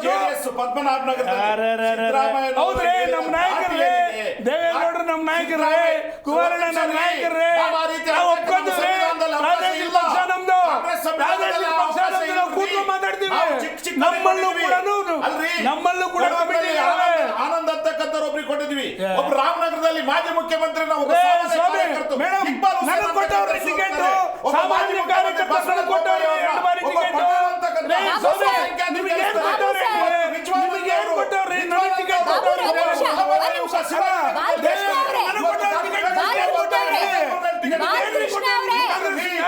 ನೀವೇನು ಆಗಿಲ್ಲ ಕಾಂಗ್ರೆಸ್ ನನಗೆ ಟಿಕೆಟ್ ಕೊಟ್ಟಿದ್ದಾರೆ, ನನ್ನ ಗೌರವಿಸಿದ್ದಾರೆ. ನಿಮ್ಮನ್ನು ಗೌರವಿಸಿಲ್ಲ ನಿಮ್ಮನ್ನ. ಅದು ಕಾಂಗ್ರೆಸ್ ನಿಂದ. ನಾವು ಕಾಂಗ್ರೆಸ್ ನಲ್ಲಿ ಎಂತೆಂತವರಿಗೆ ಲೂಟಿ ಮಾಡಿದ್ರೆ ಕಾಂಗ್ರೆಸ್ ಇಂದ ಯಾಕೆ ದೇಶಾದ್ಯಂತ 3 ರಾಜ್ಯಕ್ಕೆ ಬಂದ್ರೆ ದೇಶಾದ್ಯಂತ 3 ರಾಜ್ಯಕ್ಕೆ ಅಲ್ಲ ಸರ್, ನಿಮ್ದು ಬಿಜೆಪಿ ಕಾಂಗ್ರೆಸ್ ಜೆಡಿಎಸ್ ಬರೀ ಟೀಕೆ ಆರೋಪ ಮಾಡೋದ್ರಲ್ಲೇ ಬಿಸಿ ಆಗ್ಬಿಟ್ಟಿದ್ರಲ್ಲ. ಯತ್ನಾಳ್ ಅವರು ಚುನಾವಣಾ ಪ್ರಚಾರದಲ್ಲಿ ಭಾಗಿಯಾಗಬೇಕಾ ಇಲ್ವಾ ಅಂತ ಸಿದ್ದರಾಮಯ್ಯನವರು ಕಾಂಗ್ರೆಸ್ನವರು ಸಜೆಷನ್ಸ್ ಕೊಡ್ತಾರೆ. ಯಾಕಿದು? ನೀವು ನಿಮ್ ಕೆಲಸ ಮಾಡಕ್ಕಾಗಲ್ವಾ? ಸಾವಿರಾರು ಮನವಿ ಪತ್ರಗಳಿದಾವೆ, ಓದಕ್ಕೆ ಹೇಳಿ ಕೂತ್ಕೊಂಡು ಚುನಾವಣಾ ಪ್ರಚಾರ 2 ಕ್ಷೇತ್ರ ಬಂದ್ರೆ ಬಿಟ್ರೇನು ಸರ್? ನಿಮ್ ದೊಡ್ಡ ಮ್ಯಾಂಡೇಟ್ ಇದೆ, ಜನರ ಸಮಸ್ಯೆ ಪ್ರಚಾರ ಕೈಗೊಳ್ಳಿ. ಯಾಕೆ ಅಂತ ಕೇಳಿ, ಅವ್ರು ಆಲೆ ಈಗ ಏನು ಆ ಚುನಾವಣೆಗಳಿಗೆ ಬೇಕು ಅದನ್ನ ಅವ್ರು ಏನು ತೆಗೆದು ನೋಡ್ಬಿಟ್ರೆ ಅವ್ರ ಸ್ಟೇಟ್ಮೆಂಟ್ಸ್ ನ ಅದು ಸಾರ್ವಜನಿಕರು ಏನ್ ದಡ್ರಿಲ್ಲ, ಎಲ್ಲ ಸೋಷಿಯಲ್ ಮೀಡಿಯಾ ಯಾವ ಬಿಜೆಪಿ ನಲ್ಲಿ ಏನೇನ್ ಮಾಡ್ತಾರೆ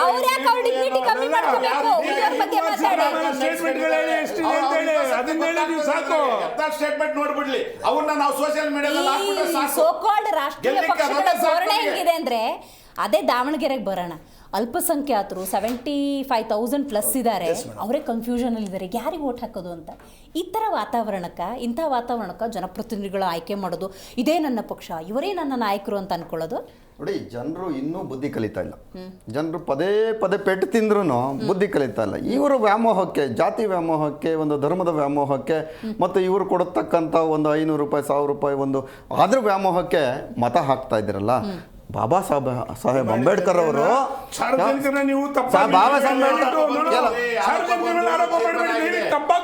ತಿಳ್ಕೊಂತಾರೆ ಬಿಡಿ. ಜನ ನನ್ನ ಹತ್ರ ಕೇಳಿಲ್ಲ, ನೀವು ನೋಡಿ ಅದನ್ನು ತಿಳ್ಕೊಂತಾರೆ ನೋಡಿ. ನಾವು ಯಾರು ತಗೋತಾರೋ ಅವ್ರಿಗೆ ತಿಳ್ಕೊತಾರೆ, ಯಾರೆಲ್ಲ ಎಲ್ಲರಿಗೂ ನಾವು ಹೇಳೋದಿಲ್ಲ. ಎಲ್ಲರಿಗೂ ಕಳೆದ ಬಾರಿ ಇದೇ ವೈದ್ಯಕಲ್ಲಿ ನಾನು ಹೇಳಿದ್ದೀನಿ ಎಷ್ಟು ಜನ ತಗೋತಾರೆ ಎಷ್ಟು ಜನ ತಗೊಳ್ಳೋದು ಅಂತ ನಾನು ಹೇಳಿದ್ದೀನಿ. ನೀವು ಮಧ್ಯದಲ್ಲಿ ನಿಮ್ಮ ಒಂದು ಇದನ್ನ ನೋಡಿ, ಸಾರ್ವಜನಿಕರಿಗೆ ನಾವು ಒಂದು ಕಿವಿ ಮಾತನ್ನು ಹೇಳ್ತಾ ಇರ್ತಕ್ಕಂಥದ್ದು. ನೀವು ತಗೊಳ್ಳದೆ ಒಂದು ಯಾರೇ ಆಗ್ಲಿ ನೋಡಿ, ಈ 75,000 ಮುಸ್ಲಿಂ ಇದ್ದಾರೆ, 50,000 ಲಿಂಗಾಯತರು ಇದ್ದಾರೆ, 30,000 ST ಇದ್ದಾರೆ, ಇನ್ಯಾರು 50,000 ಇದ್ದಾರೆ ಅಂತ ಟಿಕೆಟ್ ಕೊಡಬೇಡಿ. ಕರೆಕ್ಟ್. ಯಾರು ಯೋಗ್ಯ, ಆ ಕ್ಷೇತ್ರವನ್ನು ಬಲ್ಲವನ್ ಯಾರು, ಜನರ ನಾಡಿ ಮಿಡಿತವನ್ನು ತಿಳಿದವನ್ ಯಾರು, ಅದು ಮೀಸಲಾತಿನೇ ಬೇರೆ, ಮೀಸಲಾತಿನೇ ಬೇರೆ. ಅದೇ ಒಂದು ಕೌಂಟ್ರಿಗೆ ಕೌಂಟರ್ ಅಲ್ಲ. ನಾವು ಮೀಸಲಾತಿನ ಮೀಸಲು ಕ್ಷೇತ್ರ ಯಾಕೆ ಕೊಡಬೇಕು?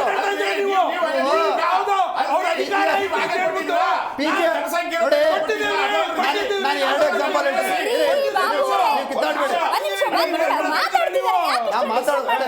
ನಾನು 2 ಎಕ್ಸಾಂಪಲ್ ಹೇಳ್ತೀನಿ ಜನತಾದಳವ್ರಿಗೆ.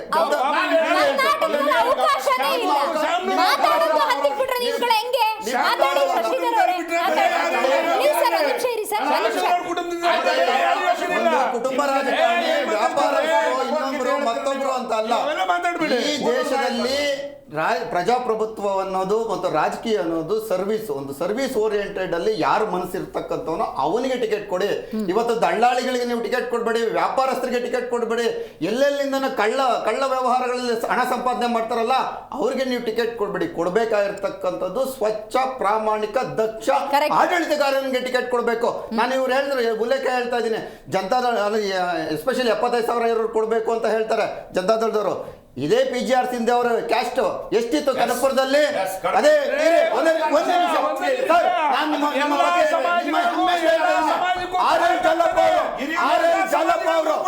ದೊಡ್ಡಬಳ್ಳಾಪುರದಲ್ಲಿ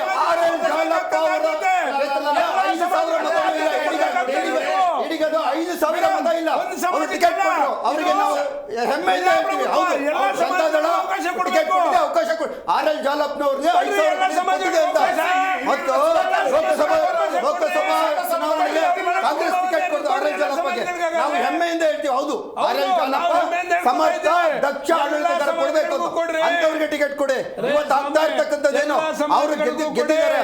ಇವತ್ತು ಬೇರೆ ಇಡಿನಲ್ಲಿ ಮತ್ತೊಂದು ಕೇಸ್ಗಳಲ್ಲಿ ಎಷ್ಟೋ ದಿನಗಳ ಕಾಲ ಜೈಲನ್ನು ಸಹ ಅನುಭವಿಸ್ತಾ ಇದ್ದಾರೆ ಈ ವ್ಯಾಪಾರಸ್ಥರಿಂದ.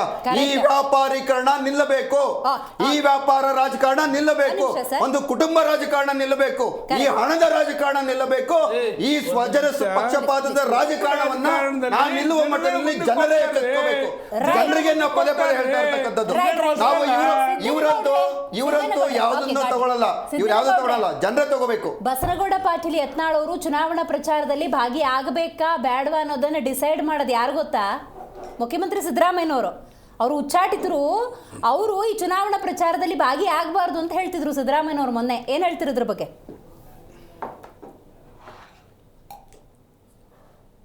ಸಿದ್ದನಗೌಡ್ರೆ, ನಾನು ಮಾತಾಡೋದು ಕೇಳಿಸ್ತಾ ಇದೆಯಾ ನಿಮಗೆ? ಹೇಳಿ ಮೇಡಮ್, ಒಂದ್ ಸ್ವಲ್ಪ ಡಿಸ್ಟರ್ಬೆನ್ಸ್ ಇದೆ ಅವ್ರದ್ದು. Okay, got it. ಚುನಾವಣಾ ಪ್ರಚಾರದಲ್ಲಿ ಬಸನಗೌಡ ಪಾಟೀಲ್ ಯತ್ನಾಳ್ ಅವರು ಭಾಗಿ ಆಗಬೇಕಾ ಬೇಡವಾ ಅಂತ ಡಿಸೈಡ್ ಮಾಡಬೇಕಾಗಿರೋದು ಯಾರು? ಸ್ವತಃ ಯತ್ನಾಳ್ ಅವರು, ಇಲ್ಲ ನಿಮ್ಮ ಬಿಜೆಪಿಯವರು, ಅಲ್ಲ ವೀರಣ್ಣ ಚರಂತಿಮಠ್. ಬಟ್ ಸಿದ್ದರಾಮಯ್ಯನವರು ಹೇಳ್ತಾ ಇದ್ರು, ಉಚ್ಚಾಟಿತರವರು ಅವ್ರು ಬಿಜೆಪಿ ಚುನಾವಣಾ ಪ್ರಚಾರದಲ್ಲಿ ಭಾಗಿ ಆಗಬಾರ್ದು ಅಂತ. ಏನ್ ಹೇಳ್ತಿರೋದ್ರ ಬಗ್ಗೆ? ಇಲ್ಲ, ಅವ್ರಿಗೆ ಪಾಪ ಸೋಲು ಭಯ ಇದೆ. ಒಬ್ಬ ಮುಖ್ಯಮಂತ್ರಿ ಘನತೆ ಗೌರವ ಅನ್ನೋದನ್ನ ಮೊದಲಿನ ಸಿದ್ದರಾಮಯ್ಯನವರ ಗಟ್ಸು ಇವತ್ತು ಅವ್ರ ಹತ್ರ ಇಲ್ಲ. ಯಾಕಂದ್ರೆ ಒಂದು ಉಪಚುನಾವಣೆ ಒಳಗಡೆ 4-5 ಬಾರಿ ಈಗಾಗಲೇ ಹೋಗಿ ಬರ್ತಾ ಇದ್ದಾರೆ. ಮತ್ತೆ ಇನ್ನೂ 4-5 ದಿವಸ ಅಲ್ಲಿ ಇರುವಂತ ಪರಿಸ್ಥಿತಿಯನ್ನ ಈಗಾಗಲೇ TPಯನ್ನ ರೆಡಿ ಮಾಡ್ಕೊಂಡಿರ್ತಕ್ಕಂಥದ್ದು. ಅಲ್ಲ ರೀ, ಒಬ್ರು ಮುಖ್ಯಮಂತ್ರಿ ಆಗಿರ್ತಕ್ಕಂಥವ್ರು ಒಂದು ಉಪಚುನಾವಣೆಗೆ ಅದು ಅವಶ್ಯಕತೆನೂ ಕೂಡ ಅವ್ರ ಬಹುಮತಕ್ಕೆ ಇಲ್ಲ. ಅಂತ ಒಂದು ಪರಿಸ್ಥಿತಿ ಒಳಗಡೆ ತಮ್ಮ ಕುರ್ಚಿ ಗಟ್ಟಿದೆ ಅನ್ನೋದನ್ನ ಸರ್, ತೋರಿಸೋಗೋಸ್ಕರವಾಗಿ 2007ರಲ್ಲಿ ಉಪಚುನಾವಣೆ ನಡೀತಲ್ಲ, ಸಿದ್ದರಾಮಯ್ಯನವರು ಸನ್ಮಾನ್ಯ ಮುಖ್ಯಮಂತ್ರಿಗಳು ಎಚ್ ಡಿ ಕುಮಾರಸ್ವಾಮಿ ಅವರವರು ಎಷ್ಟು ದಿನ ಇದ್ರಲ್ಲಿ ಬಾಲಕೃಷ್ಣ ಅವರೇ, ಒಂದು ದಯವಿಟ್ಟು ಮಧ್ಯ ಅಲ್ಲಿ Zoom ಅಲ್ಲಿ ಇದ್ದಾರೆ, ಮಾತೇ ಕೇಳಿಸೋದಿಲ್ಲ ನಮ್ಗೆ. ವಾದ ಮಾಡಿ ಇನ್ನೊಬ್ಬರು ಮಾತನಾಡೋದನ್ನ ಸೌಜನ್ಯವಾಗಿ ಕೇಳೋದನ್ನ ಕಲೀರಿ. ಯಾಕಂದ್ರೆ ಈ ರೀತಿ ನೀವು ಮಾಡಿದ್ರೆ ರಾಜ್ಯದ ಜನತೆಗೆ ಏನಾದ್ರೂ ತಿಳಿಸ್ಬೇಕಲ್ರಿ. ತಿಳಿಸಿ. ನಿಮ್ ಮುಖ್ಯಮಂತ್ರಿ ಹೇಗಿರ್ತಕ್ಕಂಥದ್ದು ರಾಜ್ಯದ ಅಧಿಕಾರ ಮಾಡ್ಲಿಕ್ಕೆ ರೀ, ಉಪಚುನಾವಣೆಗಳು ಮಾಡ್ಲಿಕ್ಕಲ್ಲ. ಉಪಚುನಾವಣೆ ಮಾಡ್ಲಿಕ್ಕೆ ಪಕ್ಷ ಇದೆ. ಇದನ್ನ ರೆಗ್ಯುಲರ್ ಚುನಾವಣೆ ಅಲ್ಲ ಇದು. ಪಕ್ಷ ಇದೆ, ಅದಕ್ಕಾಗಿ ವ್ಯವಸ್ಥೆ ಇದೆ. ಆ ವ್ಯವಸ್ಥೆಗಳನ್ನ ಕಳಿಸ್ರಿ. ಡಿ ಕೆ ಶಿವಕುಮಾರ್ ಅವ್ರು ನಿನ್ನೆ ಬರ್ತಾರೆ, ಏನ್ ಮಾತಾಡಿದ್ರು ಅವರು ನೋಡಿದ್ರ ನೀವು? ಒಬ್ಬ ಕಾಂಗ್ರೆಸ್ ವಕ್ತಾರರಾಗಿ ಕಾಲೇಜ್ ಹುಡುಗರು ಮತದಾನ ಮಾಡಿದ್ದಾರೆ, ಅವರನ್ನ ಒದ್ದು ಒಳಗಾಗ್ತೀವಿ ಅಂತ ಹೇಳಿ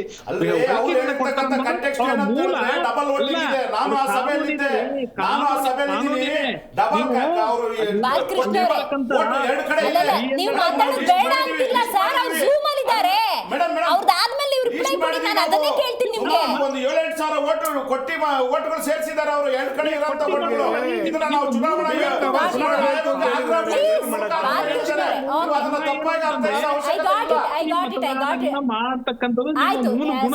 ನಂದು ಇನ್ನೊಂದು ಪ್ರಶ್ನೆ ಇದೆ, ಕೇಳ್ಬಿಡ್ತೀನಿ, ಹಂಗೆ ಕಂಟಿನ್ಯೂ ಮಾಡ್ಬಿಡಿ.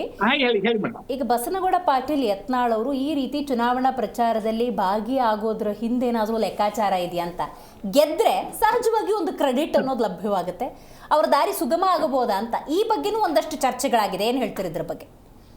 ಅಲ್ಲ, ಚರ್ಚೆಗಳು ಆಗಿರ್ಬೋದು. ಚರ್ಚೆ ಯಾವ್ದಾದ್ರು ನೋಡು ಮೇಡಮ್, ಹೂವಾಪೋಗಳು ಯುದ್ಧ ಇರ್ತವೆ, ಅದ್ರ ಪ್ರಶ್ನೆ ಇಲ್ಲ. ಆದ್ರೆ ಅವರು ಭಾರತೀಯ ಜನತಾ ಪಾರ್ಟಿಯ ಬಗ್ಗೆ ಇರ್ತಕ್ಕಂಥ ಅಭಿಮಾನ, ಯಾಕಂತಂದ್ರೆ ಈಗಾಗಲೇ ಅವರು ಪಾರ್ಟಿಯಿಂದ ಹೊರಗೆ ತೆಗೆದ್ರು ಕೂಡ ಯಾವುದೇ ಪಾರ್ಟಿಗಳನ್ನ ಸೇರೋದಾಗ್ಲಿ ಮತ್ತೊಂದು ಮಾಡೋದಾಗ್ಲಿ ಎಲ್ಲೂ ಕೂಡ ಘೋಷಣೆ ಮಾಡಿಲ್ಲ. ನಾನು ಸೇರಿಸುವಂದ್ರೆ ಭಾರತೀಯ ಜನತಾ ಪಾರ್ಟಿ ಒಳಗಡೆ ಇರ್ತೀನಿ, ಇಲ್ಲ ಅಂದ್ರೆ ಸ್ವತಂತ್ರ ಪಾರ್ಟಿಯನ್ನ ಕಟ್ಟುವಂತ ವಿಚಾರ ನನ್ನಲ್ಲಿ ಇದೆ ಅಂತಕ್ಕಂಥ ಭಾವನೆಯನ್ನ ಬಿಟ್ರೆ ಕಾಂಗ್ರೆಸ್ದ ಯಾವುದೇ ವ್ಯವಸ್ಥೆಗಳು ಕೂಡ ನಾನು ಹೊಂದಾಗಿಲ್ಲ ಅಂತಕ್ಕಂಥದ್ದು ಈಗಾಗಲೇ ಅವರು ಸ್ಪಷ್ಟವನ್ನ ಪಡಿಸಿರ್ತಕ್ಕಂಥದ್ದು. ಯಾವುದೇ ಇಲ್ಲಿ ಹಿನ್ನೆಲೆ ವಿಚಾರಗಳು ಯಾವುಗಳು ಕೂಡ ಇಲ್ಲ. ಎಲ್ಲರಿಗೂ ಕೂಡ ಇವತ್ತೊಬ್ಬ ಸಾಮಾನ್ಯ ಕಾರ್ಯಕರ್ತನನ್ನ ಹಿಡ್ಕೊಂಡು ಒಬ್ಬ ಸಾಮಾನ್ಯ ಮತದಾರನಿಗೂ ಕೂಡ ಈ ಇರ್ತಕ್ಕಂಥ ಭ್ರಷ್ಟ ರಾಜಕಾರಣಿ ಮತ್ತು ಈ ಭ್ರಷ್ಟ ಸರ್ಕಾರವನ್ನ ಯಾವುದ ಮೂಲೆಯಿಂದಾದ್ರೂ ಕೂಡ ಕಿತ್ತೊಗಿಬೇಕಂತಕ್ಕಂಥ ಭಾವನೆ ಇವತ್ತು ಮತದಾರರು ಬಂದಿದ್ದಾರೆ. ಹೀಗಾಗಿ ಆ ನಾಯಕರು ಕೂಡ ರಿಲೈಸ್ ಆಗ್ತಾ ಇದೆ, ನಾವು ಬಿಡಿ ಆದ್ರೆ ಈ ರಾಜ್ಯವನ್ನ ಸಾಲದ ಸುಳಿ ಒಳಗಡೆ ಮುಳುಗಿಸಿ ಬಿಡ್ತೀವಿ. ಅದಕ್ಕಾಗಿ ನಮ್ಮಲ್ಲಿರ್ತಕ್ಕ ಮನಸ್ತಂಪಗಳನ್ನು, ನಾವಲ್ಲಿರ್ತಕ್ಕಂಥ ಏನ್ ವ್ಯವಸ್ಥೆಗಳಿದ್ದಾವೋ, ಯಾವ ನಮ್ಮಲ್ಲಿ ಪಾರ್ಟಿಗಳಲ್ಲಿ ವ್ಯಕ್ತಿಗತವಾಗಿ ಭಿನ್ನಾಭಿಪ್ರಾಯಗಳೇನಿದ್ದಾವೋ ಅವನ್ನೆಲ್ಲ ಬಗೆಹರಿಸಿಕೊಂಡು ಕಾಂಗ್ರೆಸ್ದ ಈ ಭ್ರಷ್ಟ ಅಧಿಕಾರವನ್ನ ಕಿತ್ತೊಗೆದು ನಾವು ಒಂದೇ ಒಂದು ವ್ಯವಸ್ಥೆಯನ್ನು ಮಾಡೋಣ ಅಂತಕ್ಕಂಥ ಮನಸ್ಸಿನಿಂದ ಇವತ್ತು ಬಂದಿದ್ದಾರೆ. ಸಿದ್ದನಗೌಡರು ಹೇಳ್ದಂಗೆ 2.25 ವರ್ಷದ ಆಡಳಿತವನ್ನ ಕಾಂಗ್ರೆಸ್ ನಾವು ನೋಡಿದೀವಿ ಬಾಬು ಸರ್. ಹಾಗಾಗಿ ಈ 2 ಕ್ಷೇತ್ರದಲ್ಲಿ ಅವ್ರಿಗೆ ಗೆದ್ರು ಸೋತರು ಏನು ವ್ಯತ್ಯಾಸ ಏನಾಗಲ್ಲ. ಆದರೆ ಈ 2.25 ವರ್ಷದ ಆಡಳಿತ ಹೆಂಗಿದೆ ಅನ್ನೋದನ್ನ ಆ ಕ್ಷೇತ್ರದ ಜನ ಈ ರಿಸಲ್ಟ್ ಮೂಲಕ ತೋರಿಸ್ತಿದ್ದಾರೆ ಅನ್ಕೋಬಹುದಾ? ಇಲ್ಲ, ಮಾನ್ಯ ನಮ್ಮ ಬಿಜೆಪಿ ವಕ್ತಾರರು ಕೆಲವು ವಿಚಾರಗಳನ್ನ ಸ್ಪಷ್ಟವಾಗಿ ಹೇಳಿದ್ದಾರೆ. ಅವರು ಹೇಳಿದ ಭಾವನೆ ಏನು ಅಂತಂದ್ರೆ, 2.5 ವರ್ಷಗಳ ಕಾಂಗ್ರೆಸ್ ವಕ್ತಾರ ಹೇಳ್ತಾ ಇದ್ರು, 2.5 ವರ್ಷಗಳ ಕಾಲದಲ್ಲಿ ಖಂಡರಿಯದಂತ ಅಭಿವೃದ್ಧಿ ಆಗಿದೆ ಕರ್ನಾಟಕದಲ್ಲಿ ಅಂತಕ್ಕಂಥ ಮಾತನ್ನ ಹೇಳ್ತಿದ್ದಾರೆ. ಖಂಡರಿಯದಂತ ಅಭಿವೃದ್ಧಿ ಆಗಿದ್ರೆ ಯಾಕೆ ಹೋಗ್ಬಿಟ್ಟು ಇಡೀ ಕ್ಯಾಬಿನೆಟ್ ಹೋಗಿ ಕೂತ್ಕೋತಾ ಇದ್ದೀರಾ? ಜನಗಳು ನಿಮ್ಗೆ ಮತ ಹಾಕ್ತಾರೆ. ನಂಬರ್ 1 ಅಭಿವೃದ್ಧಿ ಆಗಿದ್ರೆ ಪ್ರಚಾರನೆ ಬೇಡ ಅಂತ. ಪ್ರಚಾರನೆ ಬೇಡ. ಎರಡನೇ ವಿಚಾರ, ಇಲ್ಲಿ ಒಳಜಗಳ ಅಂತಕ್ಕಂಥದ್ದು ದೊಡ್ಡ ಮಟ್ಟದಲ್ಲಿದೆ. ಯಾಕೆ ಅಂತಂದ್ರೆ ನಮ್ಮ ಬಿಜೆಪಿ ವಕ್ತಾರರು ಕೂಡ ಅದನ್ನ ವಿಶ್ಲೇಷಣೆ ಮಾಡ್ತಾ ಇದ್ರು. ಒಂದು ನಿಮಿಷ ಇರಿ ಸರ್, ಯಾಕೆ ಒದ್ದಾಡ್ತೀರಿ? 2 ನಿಮಿಷ ಟೈಮ್ ಆಗೋಗುತ್ತೆ ನೋಡಿ. ಇವರು ಈ ಒಳಜಗಳದಲ್ಲಿ ಇವತ್ತು ಏನಾದರೂ ನಮ್ಮ ಕುರ್ಚಿ ಕದನ ಇದೆಯಲ್ಲ, ಏನಾದರೂ ಏರ್ಪೇರಾದ್ರೆ ದೊಡ್ಡ ಸಮಸ್ಯೆ ಆಗ್ತದೆ ಅಂತಕ್ಕಂಥದಕ್ಕೆ ಸ್ಪಷ್ಟವಾಗಿ ಹೋಗಿ ಮಾನ್ಯ ಮುಖ್ಯಮಂತ್ರಿಗಳು ಕೂತಿರ್ತಕ್ಕಂಥದ್ದು. ಯಾಕಂತಂದ್ರೆ ಅಕಸ್ಮಾತ್ ಸೋಲಾದ್ರೆ ಆ ಸೋಲಿನ ಜವಾಬ್ದಾರಿನ ಹೊಣೆ ಹೊತ್ಕೊಳ್ಳೋರು ಯಾರು ಅಂತಕ್ಕಂಥದ್ದು ಮುಂದಿನ ದಿನಗಳಲ್ಲಿ ಅತಿ ದೊಡ್ಡ ಪ್ರಶ್ನೆ ಬರುತ್ತೆ. ಈಗಾಗಲೇ ನಮಗೆ ಚೇರ್ ಬಿಟ್ಕೊಟ್ಟಿಲ್ಲ ಅಂತಕ್ಕಂಥದ್ದು ಒಂದಾಗಿದೆ. 2ನೇ ಸಂಪುಟ ವಿಸ್ತರಣೆ ಅಂತಾರೆ, 3ನೇದು ಸ್ವಪಕ್ಷದಲ್ಲೇ ನಮ್ಗೆ ಅನುದಾನ ಕೊಟ್ಟಿಲ್ಲ ಅಂತಾರೆ. ಇವೆಲ್ಲ ಮಧ್ಯದಲ್ಲಿ ಅಕಸ್ಮಾತ್ ಏನೋ ಸೋತರೆ ಆ ರೆಸ್ಪಾನ್ಸಿಬಿಲಿಟಿ ಯಾರ್ದು ಅನ್ನೋದಕ್ಕೆ ಎಲ್ಲರೂ ಹೋಗಿ ಕೂತಿದ್ದಾರೆ ಅಂತಕ್ಕಂಥ ಸ್ಪಷ್ಟ. ಡಿ ಕೆ ಶಿವಕುಮಾರ್ ಅವರು ಹಿಂದೊಂದ್ಸತಿ ಮಾತಾಡಿದ್ದು ನಾನು ನೆನಪು ಮಾಡ್ತೀನಿ. ಕೆಲವೊಮ್ಮೆ ಪ್ರಯತ್ನಗಳು ಕೈ ಕೊಟ್ಟರು ಕೂಡ ಪ್ರಾರ್ಥನೆ ಕೈ ಹಿಡಿಯುತ್ತೆ ಅಂತ ಹೆಂಗೆ ಮಾತಾಡ್ತಾರೋ, ನೀವು ಕೆಲಸವನ್ನು 2.25 ವರ್ಷ ಚೆನ್ನಾಗಿ ಮಾಡ್ಕೊ ಬಂದಿದ್ರೆ KPCC ಅಧ್ಯಕ್ಷರಾಗಿ ಡಿ ಕೆ ಶಿವಕುಮಾರ್ ಅವರು ಈ ಚುನಾವಣಾ ಪ್ರಚಾರದಲ್ಲಿ ಭಾಗಿಯಾಗೋದು ಓಕೆನೆ, ಆದರೆ ಕ್ಯಾಬಿನೆಟ್ಟೇ ಹೋಗುತ್ತಲ್ಲ, ಅದಕ್ಕೆ ಅಸಮಾಧಾನ. ಇದ್ರ ಬಗ್ಗೆ ಹೇಳಿ. ನೋಡಿ, ಈಗೇನು ಹೇಳಿದ್ರಲ್ಲ, ನಮಗೆ ಯಾವುದೇ ರೀತಿಯಾಗಿ ಮಾನ್ಯ ಮುಖ್ಯಮಂತ್ರಿಗಳಾಗಲಿ ಸನ್ಮಾನ್ಯ ಅಧ್ಯಕ್ಷರು ಪ್ರಚಾರ ನಾವು ಅವರು ಸೋತ್ ಬಿಡ್ತೀವಿ ಅಥವಾ ಇನ್ನು ಇದರಿಂದ ತೊಂದರೆ ಆಗ್ತತೆ ಅಂತ ಅವ್ರು ಹೋಗ್ತಾ ಇಲ್ಲ. ನೋಡಿ, ಒಂದು ಡೆಮೋಕ್ರಸಿ ಸಿಸ್ಟಮ್ ಅಲ್ಲಿ, ನಮ್ಮ ಪಾರ್ಟಿ ಸಿಸ್ಟಮ್ ಅಲ್ಲಿ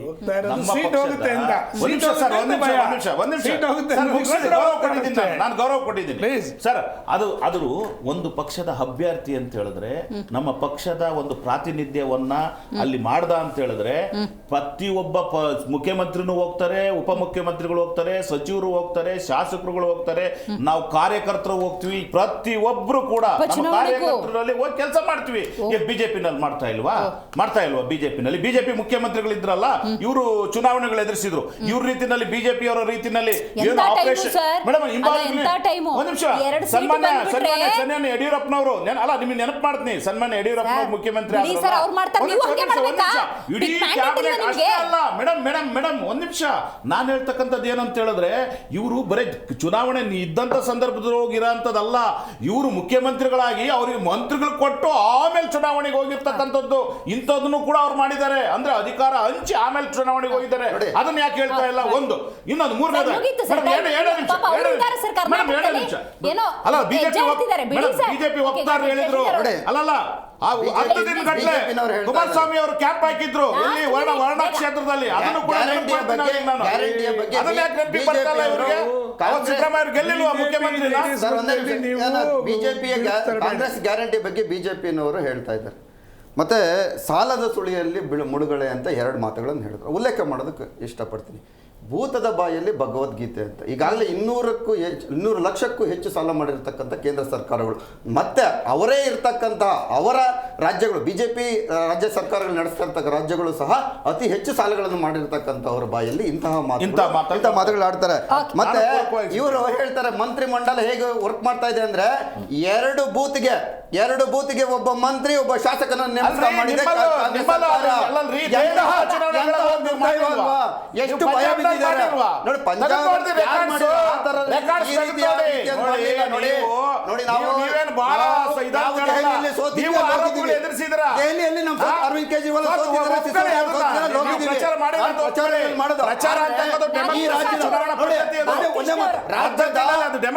ರಾಜ್ಯದ ಅಭಿವೃದ್ಧಿ ಕುಂಠಿತಕ್ಕೆ ಮಾಧ್ಯಮಗಳು ಕೇಳುವ ಪ್ರಶ್ನೆಗಳಿಗೆ ಮತ್ತು ಜನರು ಕೇಳುವ ಪ್ರಶ್ನೆಗಳಿಗೆ ಉತ್ತರಿಸಲಾಗದೆ ಮುಖ್ಯಮಂತ್ರಿಗಳು ಅಲ್ಲಿ ಟೈಮ್ ಟೇಬಲ್ ಹಾಕೊಂಡು ಅಲ್ಲಿ ಕೂತಿದ್ದಾರೆ, ಉಪಮುಖ್ಯಮಂತ್ರಿ ಟೈಮ್ ಟೇಬಲ್ ಹಾಕೊಂಡು ಅಲ್ಲಿ ಕೂತಿದ್ದಾರೆ.